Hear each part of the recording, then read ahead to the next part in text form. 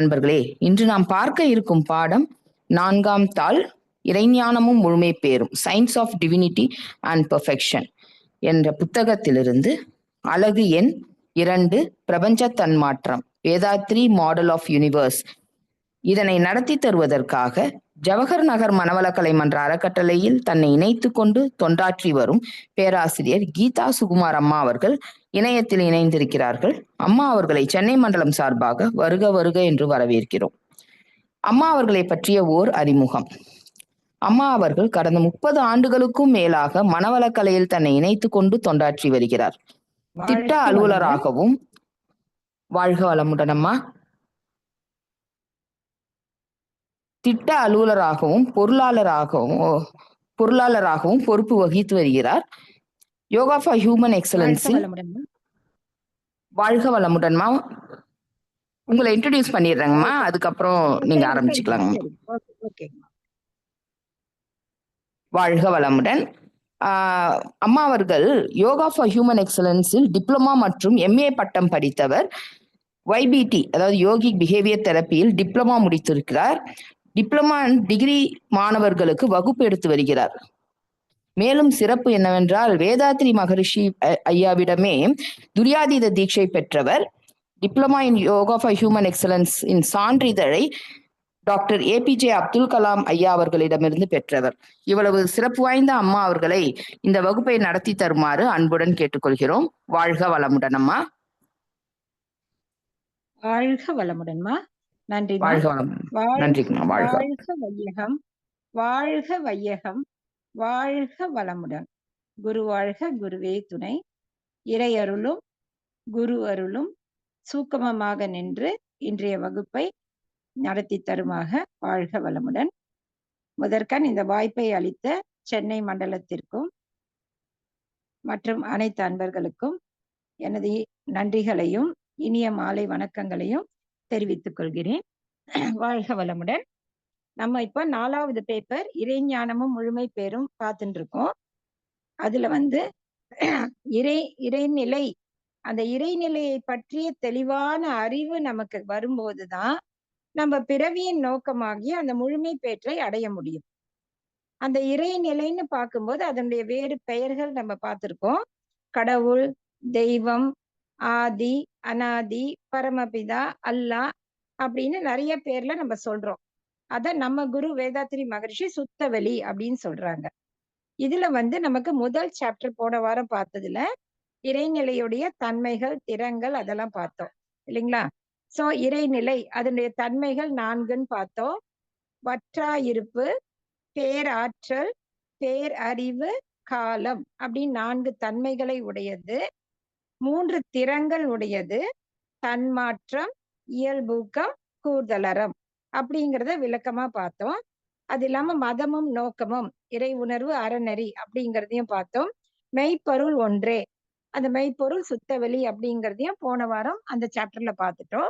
இன்று நாம் பார்க்க இருப்பது 2வது சாப்டர், பிரபஞ்ச தன்மாற்றம், டிரான்ஸ்ஃபர்மேஷன் ஆஃப் யூனிவர்ஸ். நம்முடைய பிரபஞ்சம் எப்படி உருவாகியது, நம்முடைய ஹிஸ்டரி நம்ம பார்க்க போறோம். அதுல முதல் பாடம் 2.1 பஞ்சபூதங்களின் தோற்றம், ஆரிஜின் ஆஃப் பஞ்சபூதாஸ் அப்படின்னு கொடுத்திருக்காங்க. சோ இப்ப நம்ம அப்படியே கொஞ்சம் கொஞ்சமா நம்ம இறைநிலை தவம் பண்ற மாதிரி இறைநிலைக்கு போறோம், சுத்தவெளிக்கு போறோம். அங்கே இருந்து எப்படி டிரான்ஸ்ஃபர்மேஷன் வந்ததுன்னு நம்ம பார்க்க இருக்கிறோம். இறைநிலை சுத்தவெளின்னு சொல்றோம். இப்ப நம்ம எல்லாத்தையும் பார்க்கக்கூடிய விஷயங்கள் 2 தான் பார்க்கிறோம். ஒண்ணு ஆப்ஜெக்ட்ஸ், ஏதாவது பொருள், எய்தர் லிவிங் ஆர் நான் லிவிங் ஆப்ஜெக்ட்ஸ் பார்க்கிறோம். அதை இல்லாம வேற எதை பார்க்கிறோம்னா ஸ்பேஸ், வெளி அப்படிங்கிற 2 தான் நம்ம பார்த்துட்டு இருக்கோம். சோ இந்த ஸ்பேஸ், இந்த ஆப்ஜெக்ட்ஸ் எல்லாத்தையும் கழிச்சிட்டோம்னா, அந்த லிவிங் நான் லிவிங் எல்லாத்தையும் எடுத்துட்டோம்னாக்கா இருக்கிறது ஒன்லி ஸ்பேஸ் தான். சோ அந்த பருப்பொருட்கள் எல்லாமே தோன்றுவதற்கும் இயங்குவதற்கும் காரணமாக இருக்கக்கூடியது இந்த சுத்தவெளி, ஸ்பேஸ். சோ பிரபஞ்சத்துல எல்லா பருப்பொருட்களையும் நம்ம கழிச்சிட்டோம்னா மிஞ்சுவது ஒன்லி சுத்தவெளி.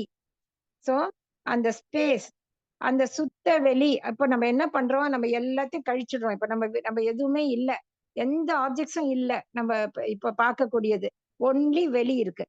சோ அந்த வெளி, சுத்த வெளி, சிவகலம்னு சொல்லுவாங்க இல்லைங்களா அது. அதுக்கு 2 ஆற்றல் இருக்கு. ஒன்லி 2. அது என்னென்ன ஆற்றல்னு பார்த்தோம்னா, 1 தன்னிருக்க ஆற்றல், செல்ஃப் கம்ப்ரசிவ் ஃபோர்ஸ். 2வது சூழ்ந்தழுத்தும் ஆற்றல், சரவுண்டிங் ஃபோர்ஸ். சோ 2ம் சேர்ந்து தன்னிருக்க சூழ்ந்தழுத்தும் ஆற்றல்னு சொல்லுவாங்க. செல்ஃப் கம்ப்ரசிவ் சரவுண்டிங் ஃபோர்ஸ்ன்னு சொல்லுவாங்க. சோ இந்த முதல் ஆற்றல் தன்னிருக்க ஆற்றல்னு பார்த்தோம் இல்லைங்களா?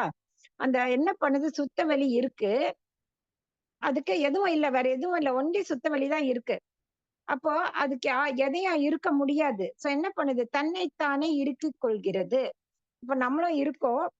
ஏதோ ப்ராப்ளம் நம்ம யாருன்னா இருந்தா நம்ம பிரச்சனைய சொல்லுவோம். இல்லன்னா நமக்குள்ளயே நம்ம போட்டு இறுக்கிக்கிறோம் இல்லையா? அந்த மாதிரி அந்த சுத்தவெளி என்ன பண்ணுது? தன்னைத்தானே இறுக்கிக் கொண்டு நொறுங்கி இறை துகள்கள் ஆகியது. சோ முதல் டிரான்ஸ்ஃபர்மேஷன் இறை துகள், அந்த சுத்தவெளி தன்னுடைய தன்னிருக்க ஆற்றலால் தன்னைத்தானே இறுக்கிக் கொண்டு நொறுங்கி இறை துகள்கள் ஆகியது. அப்போ இறை துகள்ங்கிறது எது? இறைநிலையுடைய நுண்பகுதி. இறை துகள் என்பது இறைநிலையின் நுண்பகுதி. அப்போ அந்த சுத்த வெளிக்கு என்னென்ன குவாலிட்டிஸ் இருக்கோ அது எல்லாமே இந்த இறை துகளுக்கும் இருக்கும் இல்லைங்களா? ஒரு லட்டு இருக்கு. அதுல இருந்து ஒரே ஒரு பூந்தி எடுத்தாக்கா கூட எல்லா தன்மையும் அந்த பூந்திக்குள்ள இருக்கும். அது மாதிரி சுத்த வெளியுடைய எல்லா குவாலிட்டிஸும் இந்த இறை துகளுக்குள்ள இருக்கிறது. சோ முதல் தன்மாற்றம் இறை துகள். அடுத்து என்னாச்சு? இறை துகள் ஃபார்ம் ஆயாச்சு. சுத்தி என்ன இருக்கும்? ஒன்லி ஸ்பேஸ் தான் இருக்கும். சுத்த வெளி தான் இருக்கும். அதுக்கு இன்னொரு ஆற்றல் என்ன இருக்குன்னு பார்த்தா, சூழ்ந்தழுத்தும் ஆற்றல். Surrounding force. சோ, அந்த இறை துகளை சுத்த வெளி 4 பக்கமா சூழ்ந்து எல்லா டைரக்ஷனும் சூழ்ந்து அழுத்திட்டு இருக்கும். அழுத்தும் பொழுது எல்லா பக்கமும் அழுத்தினா ஆட்டோமேட்டிக்கா அது சுழல ஆரம்பிக்கும். இல்லைங்களா? நமக்கே தெரியும். பால் எல்லாம் அழுத்தி பார்த்தோம்னா, சுத்தி அழுத்தும்போது சுழல ஆரம்பிக்கும். சோ, அது மாதிரி என்ன ஆகுது? 4 பக்கமும் அந்த சுத்தவெளி சூழ்ந்து அழுத்தும் பொழுது இந்த இறை துகள் தற்சுழற்சி பெறுகின்றது. அது தன்னைத்தானே சுழல ஆரம்பிக்கின்றது. அப்போ அடுத்தது என்னாச்சு? கம்ப்ரசிவ் ஃபோர்ஸ்னால இறுக்கிக் கொள்கிறது. செல்ஃப் கம்ப்ரசிவ் ஃபோர்ஸ்னால. அடுத்தது சூழ்ந்தழுத்தும் ஆற்றலால் சுழலத் தொடங்கி விட்டது. இப்போ அடுத்து வந்துட்டோம். இறை துகள் சுத்த ஆரம்பிச்சாச்சு. அடுத்து வின். 2வது தன்மாற்றம் வின். இந்த இறை துகள் இருக்கு பாருங்க. இந்த இறைநிலை சுத்தி சூழ்ந்து அழுத்திட்டே இருக்கு. அப்போ தௌசண்ட்ஸ் அண்ட் க்ரோர்ஸ் ஆஃப் இறை துகள்கள் என்ன பண்ணுதுன்னா, எல்லாம் சேர்ந்து ஒரு கொத்து இயக்கமாக மாறிவிடுகிறது. எல்லா இறை துகளும் சேர்ந்து ஒண்ணா ஒரு பக்கத்துல வந்து நெருங்கி வந்து ஒரு கொத்து இயக்கம்னு சொல்வாரு மகரிஷி. அந்த கொத்து இயக்கமாக வந்ததுதான் வின். சோ க்ரோர்ஸ் ஆஃப் இறை துகள்கள் சேர்ந்து ஒரு கொத்து இயக்கமாக ஆனதுதான் வின் என்பது. அதுக்கு வேறு பெயர்கள் அணுன்னு சொல்றாங்க, ஆகாசம் சொல்றாங்க, வேதான்னு சொல்றாங்க, எல்லாம் சொல்றாங்க. இன்ஃபினிட்டிசிமல் எனர்ஜி பார்ட்டிகல்னு சொல்றாங்க. சோ இறை துகள்கள் சுத்துது. அந்த இறை துகள்கள் சுத்துறதுனால என்னாச்சு? அதனுடைய கூட்டான வின், அந்த விண் ஆட்டோமேட்டிக்கா சுழல ஆரம்பிச்சிடுது. ஏன்னா உள்ள இருக்க இறை துகள்கள் சுழல்றதுனால அந்த தொகுப்பான விண்ணும் தற்சுழற்சியோடு இயங்கிக் கொண்டு இருக்கின்றது. சோ தன்மாற்றம் இறை துகள் ஆச்சு. நிறைய இறை துகள் சேர்ந்து என்ன ஆயிடுச்சு? வின் ஆயிடுச்சு. அந்த விண்ணும் இப்போ சுழல ஆரம்பிச்சாச்சு. 3rd ஒன் காந்தம். இந்த சுழற்சி அதிகமாகுது. சுழற்சி அதிகரிக்கும் பொழுது ஒரு விலக்கு ஆற்றல் வரும். எது சுழன்றாலும் ஒரு விலக்கு ஆற்றல் வரும் இல்லைங்களா? அந்த விலக்கு ஆற்றலால என்ன ஆகுதுன்னா, விண்ணிற்குள்ள இருக்குது என்ன இருக்கு? இறை துகள்கள். பார்த்துட்டோம் நம்ம. விண்ணுக்குள்ள 1000 கணக்கான இறை துகள்கள் இருக்கு. இந்த இறை துகள்கள் காந்த அலைகளாக வெளியேறுகின்றன. வெளியில வருது. அந்த விலக்கு ஆற்றல் காரணமாக அந்த இறை துகள்கள் வெளியே வரும் பொழுது அது காந்த அலைகள் மேக்னெட்டிக் வேவ்ஸ் ஆக வெளிவருகின்றன. இந்த விண்ணுன்னு பார்த்தோம் பாருங்க. இந்த விண்ணு 4 வகை விண்ணுன்னு குடுக்குறாங்க. நம்ம ஜெயின் யூனிவர்சிட்டிக்கு படிக்கும் பொழுது ஆப்ஜெக்டிவ் டைப் தான் அங்க. சோ அதுக்கு ஏத்த மாதிரி நம்ம ரெடி பண்ணோம்னா நல்லா நமக்கு ஈஸியா இருக்கும் பார்க்கிறதுக்கு. சோ இந்த விண் என்பது 4 வகை விண்கள். அது சுழலுற வேகத்துக்கு ஏத்த மாதிரி there are 4 types of wind. என்னென்னன்னு பார்த்தோம்னா, முதல்ல ஃபார்ம் ஆன விண் ஃபர்ஸ்ட் ஃபார்ம் ஆகுது. ஆகும்போது என்ன ஆகுதுன்னா, அது சுழற்சி வேகம் அதிகமா இருக்கும் அந்த விண்ணுக்கு. இப்ப குழந்தை இருக்கு. குழந்தை ஓடுன்னு ஓடும். நம்மளால புடிக்க முடியாது. ஏன்னா எனர்ஜெட்டிக்கா இருக்கு. சோ அது மாரி அந்த விண் தோன்றும் பொழுது அதுக்கு சுழற்சி வேகம் மிக அதிகமாக இருக்கும். அதற்கு பெயர் எலக்ட்ரான். சுழற்சி வேகம் அதிகமாக இருக்கக்கூடிய முதல் விண்ணுக்கு பேரு எலக்ட்ரான். ஃபார்ம் ஆன உடனே அதுக்கு பேர் எலக்ட்ரான்.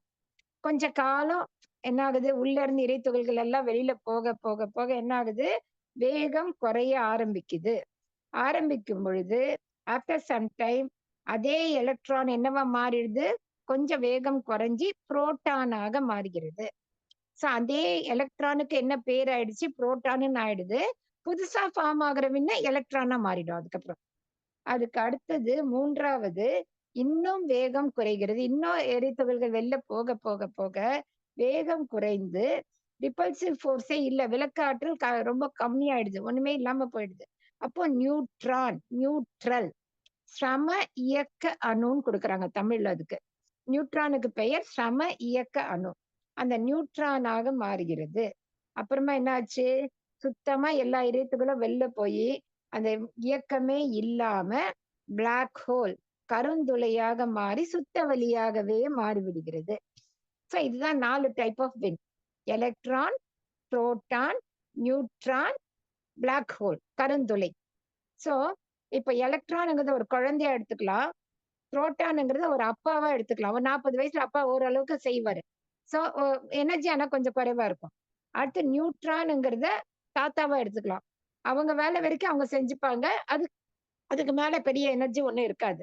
அடுத்து முடிவு சுத்த வெளியாகவே மாறுகிறது. சோ இது ஒரு நம்ம லாஸ்ட்ல கொஸ்டின்ஸ் எல்லாம் பார்க்கலாம், பாசிபிள் கொஸ்டின்ஸ்.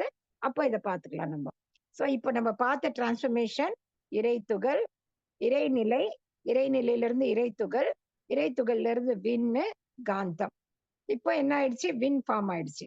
பஞ்சபூதங்கள் மூலகங்கள்னு சொல்லும் பொழுது என்ன சொல்றோம், நிலம், நீர், நெருப்பு, காற்று, விண்ணுன்னு சொல்றோம். இப்ப அடுத்து மூலகங்கள் போறோம். பேர் அணு, மாலிகுல் அப்படின்னு சொல்றோம் அத. சோ இது ரெண்டுமே இங்கிலீஷும் கலந்த மாதிரி அந்த வேர்டிங்ஸ் மட்டும் எழுதி வச்சிருக்கோம். சோ கொஞ்சம் ஈஸியா இருக்கும் ஃபாலோ பண்றதுக்குன்னு. சோ இத வந்து ஃபாரினர்ஸ், மேலை நாட்டவர்கள் எலிமெண்ட்னு சொல்றாங்க. நம்ம மாலிகுல்னு சொல்றது அவங்க எலிமெண்ட்ஸ்ன்னு சொல்றாங்க. இப்போ மூலகம் என்றால் என்ன, ஒன்றுக்கும் மேற்பட்ட ஒரே வகை விண்கள். அந்த விண்ல நிறைய டைப்ஸ் வந்துடும். அப்போ ஒரே மாதிரி இருக்கக்கூடிய விண்கள் எல்லாம் ஒன்னா சேரும். இப்ப ஃபார் எக்ஸாம்பிள் நம்மளாம் நிறைய ஃப்ரெண்ட்ஸ் இருக்கோம். இப்ப நம்ம ஜெயின் டிப்ளமா எல்லாம் ஒன்னா படிக்குவோம். ஜெயின் டிப்ளமா ஸ்டூடெண்ட்ஸ் எல்லாம் ஒன்னா சேர்ந்துப்போம். அது மாதிரி என்ன ஆகுனாக்கா, ஒரே வகை விண்கள்லாம் ஒன்னா சேர்ந்து கூட்டமாக இயங்குவதுக்கு பெயர் மூலகம், பேர் அணு. ஒரே டைப் ஆஃப் வின் எல்லாம் ஒன்னா சேர்ந்து அதுக்கு பேரு. இப்போ 7th standard A செக்ஷன்னா A section போற மாதிரி அது மாதிரி எல்லாம் ஒன்னா போய் சேர்றதுக்கு பேரு பேரணு. சோ அதெல்லாம் எப்படி இருக்கும், அது எப்படி அதற்குள் இருக்கக்கூடிய விண்கள் ஒரே வகை விண்கள் இருக்கும். மூலம் பிளஸ் அகம் இஸ் ஈக்குவல் டு மூலகம். மூலத்தை தன்னுடைய அகமாக கொண்டது. அந்த மூலம்னா என்ன, சுத்தவெளி. அந்த சுத்தவெளியை தன்னுள் அகமாக கொண்டது மூலகம். இதுதான் முதல் பௌதீக பொருள் விண். ஃபர்ஸ்ட் எலிமெண்ட் என்னது, விண்ங்கிறது. நமக்கு டோட்டலா 92 எலிமெண்ட்ஸ் நம்ம சயின்ஸ்ல கண்டுபிடிச்சிருக்காங்க. அதுவும் ஒரு கொஸ்டின் வர சான்சஸ் இருக்கு. ஸோ 92 எலிமெண்ட்ஸ் இது வரைக்கும் நமக்கு கண்டுபிடிச்சிருக்காங்க. ஸோ முதல்ல என்ன ஆயிடுச்சு, விண் வந்தாச்சு. ஸோ நெக்ஸ்ட் என்ன வரணும், காற்று. ஸோ காற்றுக்கு பெயர் நீரக அணு அப்படின்னு சொல்றாங்க. ஸோ இதையும் கேட்கலாம், காற்றின் வேறு பெயர் நீரக அணு அப்படின்னு வரும். ஸோ இப்ப என்ன ஆயிடுச்சு, விண் ஃபார்ம் ஆச்சு. 2 விண்கள், 2 ஆட்டம்ஸ், 2 விண் சேர்ந்தது மூலகம், ஹைட்ரஜன்ங்கிற லேசான காற்று. சோ 2 விண் சேர்ந்தால் ஹைட்ரஜன்ங்கிற அந்த காற்று வருகின்றது. அந்த காற்றுல நிறைய காற்று வகைகள் இருக்கு. Nitrogen, hydrogen, helium etcetera etcetera நிறைய இருக்கு. இப்ப நம்ம அதுல நம்பர் 1 ஹைட்ரஜன். அந்த ஹைட்ரஜன்ல 2 விண்கள்னு பார்த்தோம். 2 விண் என்னன்னு பார்த்தோம்னா, ஒரு புரோட்டான் ஒரு எலக்ட்ரான். சோ நம்ம பார்த்தோம் இல்லைங்களா, எலக்ட்ரான் புரோட்டான் டைப்ஸ் ஆஃப் வின். அதுல வந்து ஒரு புரோட்டான் ஒரு எலக்ட்ரான் சேர்ந்ததுக்கு பெயர் ஹைட்ரஜன். இதுவும் கேட்க வாய்ப்புகள் இருக்கு, நோட் பண்ணிக்கலாம். அடுத்தது 2 protons, 2 electrons and 2 neutrons. 2 proton, 2 electron, 2 neutron சேர்ந்தது ஹீலியம் அப்படிங்கிறோம். சோ 2வது வகை பௌதீக பொருள் காற்று ஃபார்ம் ஆயாச்சு. 2 விண்கள் கொண்டது நைட்ரஜன், ஹைட்ரஜன், அதுக்கு அடுத்து ஹீலியம் நிறைய வருது. 3வது பௌதீக பொருள் நெருப்பு, அழுத்த காற்று. இதேதான் ஆனா இதுல என்ன இருக்குன்னா 24 விண்கள் இருக்கும். 24 விண்கள் கொண்டது நெருப்பு, அழுத்த காற்று, ஆக்சிஜன்னு சொல்லுவோம். அப்போ 24 விண்கள்னு சொல்லும்போது 8 புரோட்டான், 8 எலக்ட்ரான், 8 நியூட்ரான்ஸ். சோ இதுக்கு எரியும் தன்மை உடையது. இது எரியக்கூடிய தன்மை உடையது நெருப்பு, அழுத்த காற்று. 4வது பௌதீக பொருள் நீர், திரவ பொருள். இப்போ செகண்ட் பௌதீக பொருளான காற்று H2 பார்த்தோம் இல்லையா, லேசான காற்று. 3வது பொருள் எது? அழுத்த காற்று O2 பார்த்தோம். இந்த H2வும் O2வும் சேரும் பொழுது H2O அப்படின்னு நீர் அப்படிங்கிறது ஃபார்ம் ஆகுது. அப்போ அந்த மாலிகுலர் பாண்டிங் வந்தது, ரெண்டுத்துக்குள்ள ஒரு நெருங்கி வர்றதுனால ஒரு மாலிகுலர் பாண்டிங் வந்துடுதாங்க. சோ இப்படி நீருங்கிற திரவ பொருள் உருவாகியது. சோ 4வது பௌதீக பொருள் வந்தாச்சு. அடுத்து 5வது பௌதீக பொருள் நிலம், திடப்பொருள். இந்த நீர் மூலகங்கள் இருக்கு இல்லைங்களா, H2O, இது இன்னும் நெருங்கி நெருங்கி நெருங்கி நெருங்கி வந்து என்னாச்சு, கெட்டிப்பட்டு கெட்டி பொருளான நிலமாக மாறுகிறது. சோ சுத்தவெளி, இறைத்துகள், விண்ணாச்சு. அதுக்கப்புறம் மூலகங்கள், விண்ணு, காற்று, நெருப்பு, நீர், நிலம் வரைக்கும் இப்போ ஃபார்ம் ஆயாச்சு. சோ இப்ப பார்த்தோம்னா இந்த நெக்ஸ்ட் 4, அதாவது காற்று, நெருப்பு, நீர், நிலம், இதெல்லாம் எதனுடைய கூட்டு? முதல் பௌதீக பொருளான விண்ணின் கூட்டு தான் மற்ற 4 மூலகங்களும் அப்படின்னு சொல்றாங்க. சோ அப்போ பார்த்தோம்னா முதல்லயே பார்த்துட்டோம், இறை துகள் எல்லா குவாலிட்டியும், இறைநிலையின் எல்லா குவாலிட்டியும் இருக்கு. அதுல இருந்து வந்தது வந்தது வந்ததுன்னா எல்லாமே இப்ப பௌதீக பொருள். இந்த பஞ்சபூதங்களும் என்னது? இறைநிலைதான். ஏன்னா முதல்ல இருந்தே நம்ம அந்த கான்செப்டை ஃபாலோ பண்ணிட்டே வரணும். அதே தன்மை தான் எல்லாத்துலயும் இருக்கும். சோ அந்த பஞ்சபூதங்களும் இறைநிலைதான். அதனால அந்த பஞ்சபூதங்களை நாம் இறைவனாக வழிபடுகிறோம். சோ பஞ்சபூதங்கள் ஃபார்ம் ஆயிடுச்சு. இது முதல் லெசன் நமக்கு. அது வரைக்கும் கொடுத்திருக்காங்க. சோ பஞ்சபூத தோற்றம் அது வரைக்கும் இப்ப நம்ம பார்த்திருக்கோம். அடுத்து செகண்ட் லெசனுக்கு போலாம். நட்சத்திரங்கள், கோள்கள் தோன்றின. தோற்றம். ஆனா அப்படி கொடுத்திருக்காங்களோ இல்லையா, நட்சத்திரம் கோள்கள்லாம் தேர்ட் லெசன்ல தான் வருது. அவங்க ஹெட்டிங் கொடுத்திருக்காங்க. பட் இருந்தாலும் ஓகே, நம்ம பார்க்கலாம். சோ நட்சத்திரங்கள், கோள்கள் எப்படி தோன்றியது? இப்ப பஞ்சபூதங்கள் ஃபார்ம் ஆயாச்சு. அப்புறம் ஸ்டார்ஸ் அண்ட் பிளானட்ஸ் எப்படி வந்ததுன்னு சொல்றாங்க. அதுக்கு முன்னாடி சில விஷயங்கள் இருக்கு. தற்சுழற்சி வேகமும் விலக்கு ஆற்றலும். தற்சுழற்சி வேகம், தன்னைத்தானே சுழலக்கூடிய வேகமும், விலக்கு ஆற்றல், ரிப்பல்சிவ் ஃபோர்ஸ், இத பத்தி சொல்றாங்க. கொஞ்சம் நம்ம உன்னிப்பா நம்ம கவனிச்சோம்னா ரொம்ப சிம்பிள் தான். ரொம்ப ஈஸியா புரிஞ்சுக்கலாம். விண், அந்த விண்ணு தற்சுழல்கிறது இல்லையா, தன்னைத்தானே சுழன்று கொண்டிருக்கிறது. அந்த விண் தன்னைத்தானே சுழலும் பொழுது ஒரு விலக்கு ஆற்றல் வருகின்றது. நம்ம இறைத்துகள்ல பார்த்தோன்னே அதே மாதிரிதான் விலக்கு ஆற்றல் வருது. சோ அந்த விண்ணை, இப்ப ஒரு விண் சுத்துது, அதுல இருந்து ஒரு ரிப்பல்சிவ் ஃபோர்ஸ் வருது. நம்ம விஷுவலைஸ் பண்ணிக்கலாம். ஒரு விண் சுத்திட்டு இருக்கு, அங்கேருந்து ஒரு ரிப்பல்சிவ் ஃபோர்ஸ் வெளியில வருது. இன்னொரு விண் ஒரு சைடு இருக்கு, அந்த விண்ணும் சுத்துது, அங்கேருந்து ஒரு ரிப்பல்சிவ் ஃபோர்ஸ் வருது இல்லைங்களா? சோ அப்ப இங்கேருந்து ஒரு ஃபோர்ஸ் வருது, அங்கேருந்து ஒரு ஃபோர்ஸ் வரும்போது 2 விண்களை ஒரு குறிப்பிட்ட அளவு தள்ளி நிறுத்துகிறது.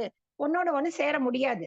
ஏன்னா இங்கேருந்து ஒரு விலக்காற்றல், அங்கேருந்து ஒரு விலக்காற்றல் வர்றதுனால there is some distance between 2 விண்கள் இல்லைங்களா? சோ இது ஒண்ணு. 2வது, இந்த தற்சுழற்சி தன்னைத்தானே சுழன்று கொண்டிருக்கிறதுன்னு பார்த்தோம். இந்த அப்புறம் நம்ம ஏற்கனவே பார்த்திருக்கோம். அது சுழல சுழல உள்ள இருக்கக்கூடிய இறைத்துகள்கள் வெளியில போக போக அந்த சுழலும் வேகம் குறைய ஆரம்பிக்கின்றது. அப்ப சுழல்ற வேகம் குறைய ஆரம்பிக்கும் போது விலக்காற்றல் என்ன ஆகும்? ஆட்டோமேட்டிக்கா விலக்காற்றலும் குறைய ஆரம்பிச்சிடும் இல்லையா? ரொம்ப ஃபோர்ஸா இருந்தா தான் ஃபோர்ஸா தள்ள முடியும். நமக்கே எனர்ஜி இல்லைன்னா தள்ள முடியாது இல்லைங்களா? அது மாதிரி அந்த விலக்கு ஆற்றல் தற்சுழற்சி குறைய குறைய விலக்கு ஆற்றலும் குறைகிறது. அதனாலதான் ஃபார்ம் ஆனதுதான். விலக்கு ஆற்றல் கொஞ்சம் குறையும் போது என்ன ஆச்சு? காத்தாச்சு. இன்னும் கொஞ்சம் குறையும் போது நெருப்பாகியது. இன்னும் கொஞ்சம் குறையும் போது நீர் ஆகியது. இன்னும் போய் கிட்ட கிட்ட கிட்ட வந்த உடனே விலக்காற்றல் குறைஞ்சு குறைஞ்சு ஒரு விண்ண இன்னொரு விண்ணு நெருங்கி நெருங்கி நெருங்கி வர வர வர என்ன ஆயிடுச்சு? நிலமாக மாறியது. சோ நம்ம அப்படியே நல்லா விஷுவலைஸ் பண்ணிக்கலாம். அந்த காற்றுல விண்கள் தூர தூரம் இருக்கும், விலக்காற்றல் அதிகமா இருக்கும். நெருப்புல இன்னும் கொஞ்சம் கிட்ட கிட்டக்க வரும். நீர்ல இன்னும் கொஞ்சம் நெருங்கி வரும். நிலத்துல இன்னும் கிட்ட நெருங்கி வந்து மாலிகுலர் பாண்டிங் சின்னதாயிடும். சோ இப்படித்தான் நமக்கு அந்த பஞ்சபூதங்கள் தோன்றின. அதுதான் கொடுத்திருக்காங்க. தற்சுழற்சி வேகமும் விளக்கு ஆற்றலும் அப்படிங்கிற தலைப்புல புக்ல நமக்கு கொடுத்திருக்குது. அடுத்தது வேக வேறுபாடு, சேஞ்ச் இன் ஸ்பீட். பஞ்சபூதங்களின் தோற்றத்திற்கு என்ன காரணம்? இப்ப நம்மளே சொல்லலாம். பஞ்சபூதங்கள் எதனால தோன்றியது? விண்ணின் வேக வேறுபாடு. விண்ணு சுத்தும் போது வரக்கூடிய அந்த விளக்கு ஆற்றல் காரணமாகத்தான் அந்த பஞ்சபூதங்கள் நெருங்கி நெருங்கி வந்து பஞ்சபூதங்களாக தோன்றியதுன்னு இப்ப புரியுது. சோ இந்த பஞ்சபூதங்களின் தோற்றத்திற்கு விண்ணின் வேக வேறுபாடே காரணம் அப்படிங்கிறார் மகரிஷி. The whole universe is nothing but repulsive force and its fluctuations அப்படின்னு கொடுக்கிறாரு. எல்லாமே விளக்காற்றல் தான். அப்போ இந்த விண்ல உள்ள இறைத்துகள்கள் என்னவா வருது வெளியில? காந்தமாக வெளியேறுகிறது. இது என்ன பண்ணுது? இந்த காந்தம் பிரபஞ்சத்துல இருக்கக்கூடிய எல்லா பொருளையும் ஒண்ணா சேர்க்குது. ஒரு நெட்டுன்னா வலைன்னு சொல்றோம் இல்லைங்களா? வலை என்ன பண்ணும்? பின்னி பின்னி பின்னி இருக்கும் இல்லையா? அது மாதிரி இந்த காந்தம் என்ன பண்ணுது? எல்லா பொருட்களையும் ஒருங்கிணைத்து இயக்கிக் கொண்டு இருக்கிறது. சோ இது பெரிய வலை, மெகாநெட், மேக்னெட்ன்னு சொல்றாங்க. பிரபஞ்சம் முழுவதும் நிரம்பி உள்ளது. இதற்கு பெயர் வான்காந்தம். சோ பிரபஞ்சம் முழுவதும் இந்த விண்களிலிருந்து வெளியே வரக்கூடிய காந்தம் எல்லா பொருட்களையும் இணைத்து வைக்கின்றது. அதனால நெட்டுன்னு பேர் வந்துச்சு. அந்த விண்ணுக்கு அந்த காந்தத்துக்கு என்ன பெயர்? வான்காந்தம், யூனிவர்சல் மேக்னட்டிசம். சோ பிரபஞ்சத்துல இருக்கிறதுனால அதுக்கு பேரு யூனிவர்சல் மேக்னட்டிசம்னு சொல்றாங்க. அடுத்து பொட்டன்ஷியல் ஃபோர்ஸ் அப்படின்னு ஒண்ணு கொடுத்திருக்காங்க. இப்போ விண் இருக்கு. விண்ணுக்குள்ள சிறைப்பட்டு இருக்கக்கூடிய இறைத்துகள்கள். விண் இருக்குப்பா. விண்ணுக்குள்ள நிறைய இறைத்துகள்கள் இருக்கு. அதோட கூட்டு தானே விண்ணுன்னு பார்த்தோம். ஆனா அந்த இறைத்துகள்கள் வெளியில வரல. விண்ணுக்குள்ளேயே இருக்கு. அப்ப என்ன ஆகும் அது? அது விண்ணுக்குள்ளேயே இருக்கு. வெளியில இன்னும் வரல. அப்போ இருப்பு ஆற்றலாக இருக்கிறது. இருப்பா இருக்கு. அது ஒரு சேவிங் மாதிரி உள்ளவே இருக்கு. இருப்பு ஆற்றல், பொட்டன்ஷியல் ஃபோர்ஸ். அதுக்கு பேரு பொட்டன்ஷியல் ஃபோர்ஸ்.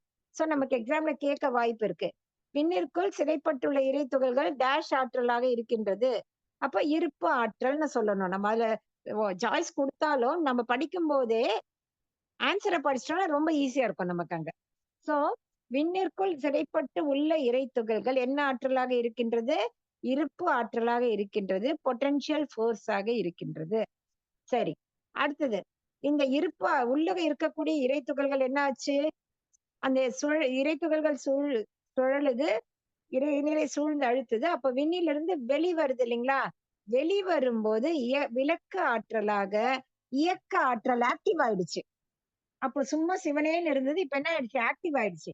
சோ இயக்க ஆற்றலாக செயல்படுகிறது டைனமிக் ஃபோர்ஸ். சோ சும்மா இருந்தா இருப்பு ஆற்றல், பொட்டன்ஷியல் ஃபோர்ஸ். அது இயக்கத்துக்கு வரும்போது அதுவே இயக்க ஆற்றல் டைனமிக் ஃபோர்ஸ் ஆக மாறுகிறது. மூணாவது, இது இந்த புக்ல கொஞ்சம் இதுவா சரியா குடுக்கல. அதனால அத எடுத்தது. அப்பதான் புரியும். அதனால இத எழுதியிருக்கேன். அடுத்து மின்சாரம், electrical reaction and chemical reaction. இப்ப நம்ம பார்த்துட்டோம். இறைத்துகள் விண்ணுல இருந்து இறைத்துகள்கள் வெளியில விழுது. வெளியில ஏற்கனவே என்ன ஃபார்ம் ஆயிட்டு இருக்கு? பஞ்சபூதங்கள் ஃபார்ம் ஆயாச்சு. அந்த பஞ்சபூதங்களில் இந்த இறைத்துகள்கள் விழுந்து கலக்கின்றது. விழும்போதே கலந்துடுது. அப்ப வெளியில பஞ்சபூதங்கள் என்னென்ன இருக்கும்? நம்ம நல்லா ஒரு விஷுவலைஸ் பண்ணிக்கலாம். ஒரு விண்ணு சுத்துது. அதுல இருந்து இறைத்துகள் வெளியில வருது. வெளியில ஃபுல்லா பஞ்சபூதங்கள் இருக்கு. நிலம், நீர், நெருப்பு, காற்று, விண் இருக்கு. அப்படி இருக்கும்போது அந்த இறைத்துகள் விண்ணில் போய் மோதி கலக்கும் பொழுது அழுத்தமாக மாறுகிறது. தன்மாற்றம் அடைகிறது. அதான் பஞ்ச தன்மாற்றங்கள்னு சொல்லுவாங்க. சோ தன்மாற்றம் அடைகிறது. தன்னைத்தானே மாற்றிக்கொள்கிறது. என்னவா? அழுத்தமாக. சோ அந்த இறைத்துகள் விண்ல போய் கலக்கும் பொழுது அழுத்தமாக மாறுகிறது. இதே காந்தம் அந்த இறைத்துகள் என்ன ஆகுது? காத்துல போய் கலக்குதுன்னு வச்சுக்கோங்க. காத்து அணுக்கள் இருக்கு. இந்த ஹைட்ரஜன் அதெல்லாம். அந்த காத்து அணுக்கள்ல போய் கலக்கும் பொழுது ஒளியாக மாறுகிறது. Sound waves. சோ சத்தமாக மாறுகிறது. ஒலி, சவுண்ட். சோ விண்ணுல கலக்கும் போது அழுத்தமாக மாறுகிறது. அந்த காத்துல போய் சேரும் பொழுது ஒலியாக மாறுகிறது. அடுத்து அப்படியே போனோம்னா நம்ம நெருப்புல போய் கலக்கும் போது ஒளி, லைட்டாக மாறுகிறது. ஒளி, பெரிய ஒளியாக மாறுகிறது. சோ இந்த என்ன சொல்றோம், காத்துல கலக்கக்கூடிய ஒலியாகவும் அந்த நெருப்புல ஃபார்ம் ஆகக்கூடிய ஒலி, சவுண்ட் அண்ட் லைட், இது 2 ரியாக்ஷனுக்கும் பேரு எலக்ட்ரிக்கல் ரியாக்ஷன். இது 2க்கும் என்ன பேரு? Electrical reaction. திருப்பி இன்னும் 2 பேலன்ஸ் இருக்கு. என்னென்ன இருக்கு? நீர் இருக்கு, நிலம் இருக்கு இல்லைங்களா? சோ அதே ப்ராசஸ் நீர்ல நடக்கும்போது, நீரில் போய் கலக்கும்போது சுவையாக மாறுகிறது, டேஸ்ட். அதே ப்ராசஸ் நிலத்தில் நடக்கும் பொழுது மணமாக, ஸ்மெல், மனம், அதான் மண் வாசனைன்னு சொல்லுவோம் இல்லைங்களா? அந்த மணமாக மாறுகிறது. சோ இந்த சுவையாகவும் மணமாகவும் மாறுவதற்கு பெயர் ரசாயன மாற்றம், கெமிக்கல் சேஞ்சஸ். சோ முதல்ல அழுத்தம் விண்ணுல, காத்துல ஒலி, நெருப்புல ஒளி, அது 2ம் சேர்ந்தது எலக்ட்ரிக்கல் ரியாக்ஷன், மின்சார மாற்றம். அடுத்து நீர்ல சுவை, நிலத்துல மனம், இது 2ம் கெமிக்கல் ரியாக்ஷன். இது வரைக்கும் இப்ப தெரிஞ்சுக்கிட்டோம். அடுத்தது 2 விஷயம் கொடுத்திருக்காங்க. Unmanifested magnetism, manifested magnetism. உருமாற்றம் பெறாத காந்தம், உருமாற்றம் பெற்ற காந்தம்னு சொல்றாங்க. அப்படின்னா என்னன்னு பார்த்துடலாம். இந்த பிரபஞ்சம் தோன்றுவதற்கு முன்னாடி தோன்றிய காந்தம், அதான் இறை துகள் இருக்கு பாருங்க, இறை துகள் விண்ணா கூட மாறல, அந்த இறை துகளாகவே இருக்கு பாருங்க, அதுக்கு பெயர் அன்மேனிஃபெஸ்டட் மேக்னட்டிசம். முதல்ல தோன்றியது அன்மேனிஃபெஸ்டட் மேக்னட்டிசம். உருமாற்றம் ஃப்ரெஷ், உருமாற்றம் பெறாத மேக்னட்டிசம், காந்தம். அடுத்து விண்ணில் சிறைப்பட்டுள்ள இறை துகள்கள் வெளியேறி உருமாற்றம் பெறும் பொழுது அதுவே என்னவாகிறது? உருமாற்றம் பெற்ற மேக்னட்டிசம், காந்தம், மேனிஃபெஸ்டட் மேக்னட்டிசம்னு சொல்றாங்க. சோ நமக்கு இப்போ potential force, dynamic force, electrical reaction, chemical reaction, unmanifested magnetism, manifested magnetism, இது வரைக்கும் நம்ம இப்ப பார்த்திருக்கோம். சோ விண்ணிலிருந்து வெளியேறக்கூடிய இறை துகள்கள் இறைவெளியில் உள்ள இப்ப விண்ல இருந்து இறை துகள்கள் வெளியே வருதுப்பா. வரும்போது எங்கெங்க வரும் அது? வெளியில இறை துகள்கள் மீதும் மோதும், வெளியில இருக்க விண்கள் மீதும் மோதும், சுத்தி இறைவெளி சூழ்ந்து அழுத்திக் கொண்டிருக்கிறது. அப்போ 5 வகை இயக்கங்கள் நடைபெறுகின்றன அப்படிங்கிறாங்க. 5 வகை இயக்கம், 5 டைப்ஸ் ஆஃப் ரியாக்ஷன். நம்ம அதுதான் வாழ்த்து அலையில நம்ம பார்த்திருப்போம், குணநல பேருல இல்லைங்களா? வாழ்த்து அலை எப்படி செயல்படுகிறது, அலை தத்துவம்னு. அந்த அலை தத்துவம்ங்கிறது இங்க வந்ததுதான், இங்க இருந்து வந்ததுதான். அப்ப நம்ம வாழ்த்துல நம்ம சொல்றோம் அத. சோ இது ஒரு அந்த இறைத்துகள் இறைத்துகளோட மோதுது, விண்ல மோதுது, இறைநிலை சூழ்ந்து அழுத்துது. அப்போ நடக்கக்கூடிய விஷயங்கள் மோதுதல். நம்பர் 1 மோதுதல், கிளாஷ். நம்பர் 2 பிரதிபலித்தல், ரிஃப்ளெக்ஷன். நம்பர் 3 சிதறுதல், ஸ்கேட்டரிங், சுத்தி எல்லா இடமும் ஸ்கேட்டர் ஆகுது. ரிஃப்ளெக்ஷன்னா திரும்பி நமக்கே வர்றது. நம்ம இதெல்லாம் வாழ்த்து அலையில ரொம்ப டீட்டெயில்டா பார்த்திருக்கோம். ஊடுருவுதல், பெனிட்ரேஷன், உள்ள போறது. இரண்டுக்கும் இடையே ஊடாடுதல், இன்டராக்ஷன் என்ற 5 ஆக்ஷனாக செயல்படுகிறது. இதுவும் கேட்கலாம். எப்படி, எத்தனை ஆக்ஷன்? நம்ம 3, 4, 5ன்னு கொடுக்கலாம். சோ 5 டைப்ஸ் ஆஃப் ஆக்ஷன்: மோதுதல், பிரதிபலித்தல், சிதறுதல், ஊடுருவுதல், ஊடாடுதல். ஓகேங்களா? சோ இது வரைக்கும் இந்த இது முடிஞ்சது. அடுத்து சடப்பொருட்களில் அறிவின் செயல்பாடு. Consciousness in inanimate objects. இன்அனிமேட்னா சடப்பொருட்கள், நான் லிவிங் ஆப்ஜெக்ட்ஸ். சோ அங்க அறிவு எப்படி செயல்படுகிறது, இதை நம்ம பார்க்கும் பொழுது கொஞ்சம் பொறுமையா கனமூடி யோசிச்சா நல்லா புரியும். நம்ம சொல்றோம் அருட்காப்புல, அருட்பேராற்றல் இரவும் பகலும் எல்லா நேரங்களிலும் எல்லா இடங்களிலும் அப்படின்னு நம்ம சொல்றோம். அப்போ அந்த இறைநிலையின் தன்மை என்னென்ன பார்த்தோம்? முதல்ல பற்றாயிருப்பு, பேராற்றல், பேரறிவு, காலம்னு முதல் சாப்டர்ல பார்த்தோம் போன வாரம். சோ அந்த பேர் ஆற்றல், அந்த இறைநிலையோடைய அந்த பேர் ஆற்றல் இங்க வரும்பொழுது, நம்ம பொருட்களில் வரும்பொழுது, உயிரினங்களில் வரும்பொழுது சிறிய ஆற்றலாக செயல்படுகிறது. அது என்னவா செயல்படுதுன்னா வேகம் என்ற ஆற்றல். அதுக்கு ஒரு பேர் வைக்கலாம், அது பேராற்றல். இங்க செயல்படும் போது கொஞ்சம் கம்மியா தானே இருக்கும், அதுக்கு ஒரு பேர் வேகம். வேகம் என்ற ஆற்றலாகவும், அடுத்து பேர் அறிவுன்னு ஒரு குவாலிட்டி இருக்கு இல்லையா தன்மைகள்ல, அந்த பேரறிவு சிற்றறிவாக இங்க செயல்படும் பொழுது விவேகம். சோ வேகம் என்ற ஆற்றலாகவும் விவேகம் என்ற அறிவாகவும் இயங்குகிறது. சோ நான் சொல்லுவாங்க இல்ல, வேகமும் வேணும் விவேகமும் வேணும். வேகம் இருந்து விவேகம் இல்லைனாலும் வேஸ்ட், விவேகம் இருந்து வேகம் இல்லைனாலும் வேஸ்ட்னு. சோ அப்ப என்ன அர்த்தம்? அந்த இறைநிலையோட தன்மை, பேராற்றல், பேரறிவு நமக்குள்ள வேகமாகவும் எல்லா பொருட்களிலும், not only non living, even in living எல்லாத்துக்குள்ளயுமே நமக்கு வேகமாகவும் விவேகமாகவும் செயல்படுகிறது. அப்படி செயல்படும் போது 3 நியதிகளோடு செயல்படுகிறது. அந்த 3 நியதிகள் என்னன்னாக்கா, உருவ அமைப்பு. நம்பர் 1 உருவ அமைப்பு பேட்டர்ன். நம்பர் 2 துல்லியம் பிரெசிஷன். நம்பர் 3 இயக்க ஒழுங்கு ரெகுலாரிட்டி.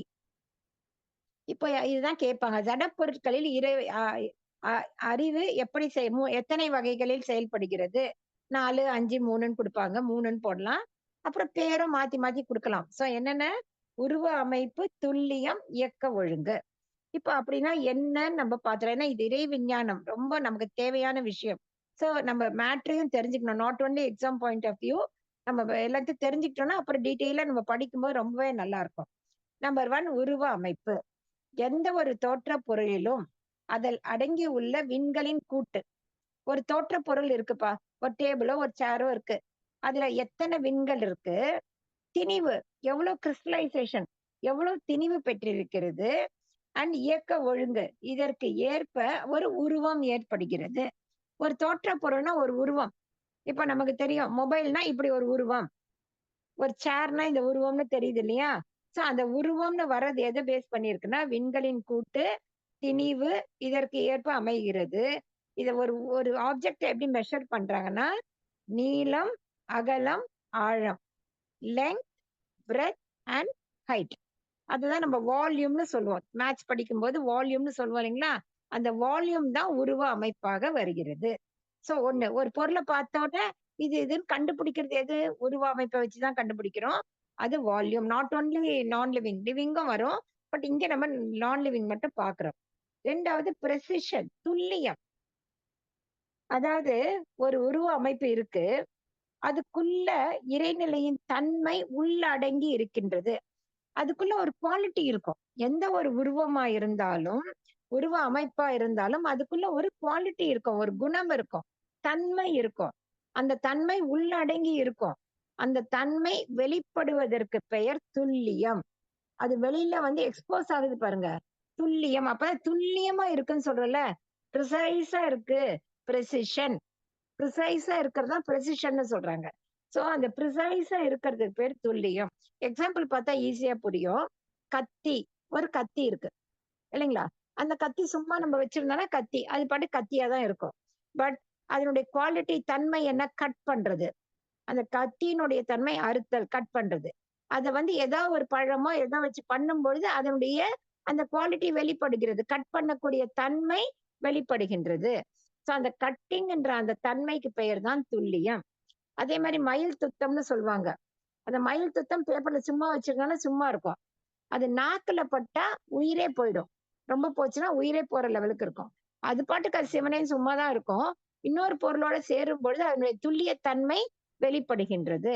சோ அந்த மாரி ஒவ்வொரு பொருளுக்குள்ளும் இருக்கக்கூடிய அதனுடைய ஸ்பெசிபிக் தன்மை, அந்த குவாலிட்டிக்கு பெயர் தான் துல்லியம், பிரெசிஷன்.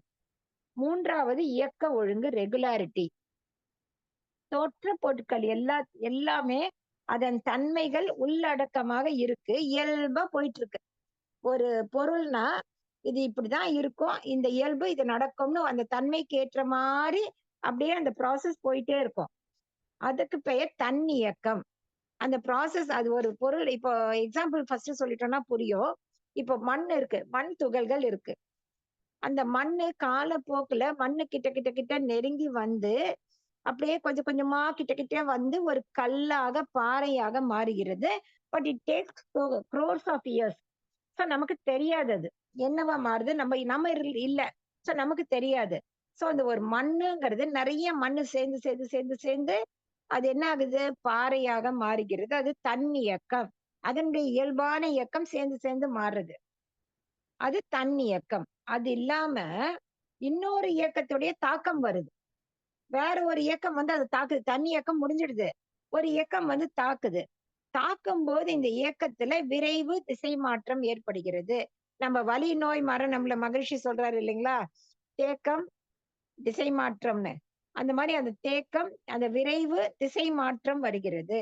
அப்போ அந்த தன் இயக்கமே என்னவாயிடுது? தொடர் இயக்கமாக ஆகிவிடுகிறது. சோ அந்த மாதிரி இந்த தன்னியக்கம் தொடர் இயக்கமாக மாற்றம் ஏற்படுவதுதான் இயக்க ஒழுங்குன்னு சொல்றாங்க மகரிஷி. சோ அதற்கு பெயர் தான் இயக்க ஒழுங்கு. சோ அப்ப என்ன, அப்போ அந்த தொடர் இயக்கத்துக்கு என்ன சொல்லலாம்னா, இப்போ அந்த மண்ணெல்லாம் சேர்ந்து பாறையா மாறி போச்சு, அந்த பார்ட்டிகல்ஸ் எல்லாம் சேர்ந்து. அப்புறம் என்ன ஆகுது? மேல இருந்து வெயில் அடிக்குது, மழை பெய்யுது, காத்து அடிக்குது. அதுல திருப்பி அந்த பாறை கற்கள் என்ன ஆகுது? உடைஞ்சு உடைஞ்சு உடைஞ்சு நொறுங்கி நொறுங்கி திருப்பி மண்ணா மாறிடுதாம். சோ அதற்கு பெயர் தொடர் இயக்கம். அதெல்லாம் பார்க்க நம்ம இல்ல, அதனால நமக்கு தெரியலங்கிறாரு. அதே மாதிரி இன்னொரு எக்ஸாம்பிள் கொடுத்திருக்காங்க. ஒரு குழந்தை கருத்தரிக்கிறாங்க. அந்த கருத்தரித்தனால இருந்து 10 மாசம் வளர்ச்சி அடையுது. அது தன்னியக்கம். அப்புறம் அந்த குழந்தை பிறக்குது. பிறந்து வளர்ற ஸ்டேஜஸ், முட்டி போடுற ஸ்டேஜ், தவழுற ஸ்டேஜ், நடக்கிற ஸ்டேஜ்ன்னு நிறைய ஸ்டேஜஸ் தாண்டி ஒரு லெவலுக்கு வருது. வந்து ஒரு பீக்குக்கு வந்துட்டு என்ன பண்ணுது? திருப்பி தளர ஆரம்பிச்சிடுது. கொஞ்சம் கொஞ்சமா எனர்ஜி குறைய குறைய தளர ஆரம்பிக்கிறது. இது தொடர் இயக்கம்னு சொல்றாங்க. சோ அந்த தன்னியக்கம் முடிஞ்சு தொடர் இயக்கம் ஏற்பட்டு அது இயங்குவதற்கு பெயர் தான் இயல்பூக்கம். சோ இவ்வளவும் நமக்கு ஒண்ணும் தேவையில்லை, புரிஞ்சுக்கிறதுக்காக சொன்னது. சோ சட பொருட்களின் அறிவின் செயல்பாடு 3 வகை. உருவ அமைப்பு பேட்டர்ன், துல்லியம் பிரசிஷன், இயக்க ஒழுங்கு ரெகுலாரிட்டி. இது நல்லா நமக்கு மைண்ட்ல இருக்கணும். சட பொருட்களின் இறைநிலையின் செயல்பாடு, அறிவின் செயல்பாடுன்னு சொன்னாலே பேட்டர்ன், பிரசிஷன், ரெகுலாரிட்டி.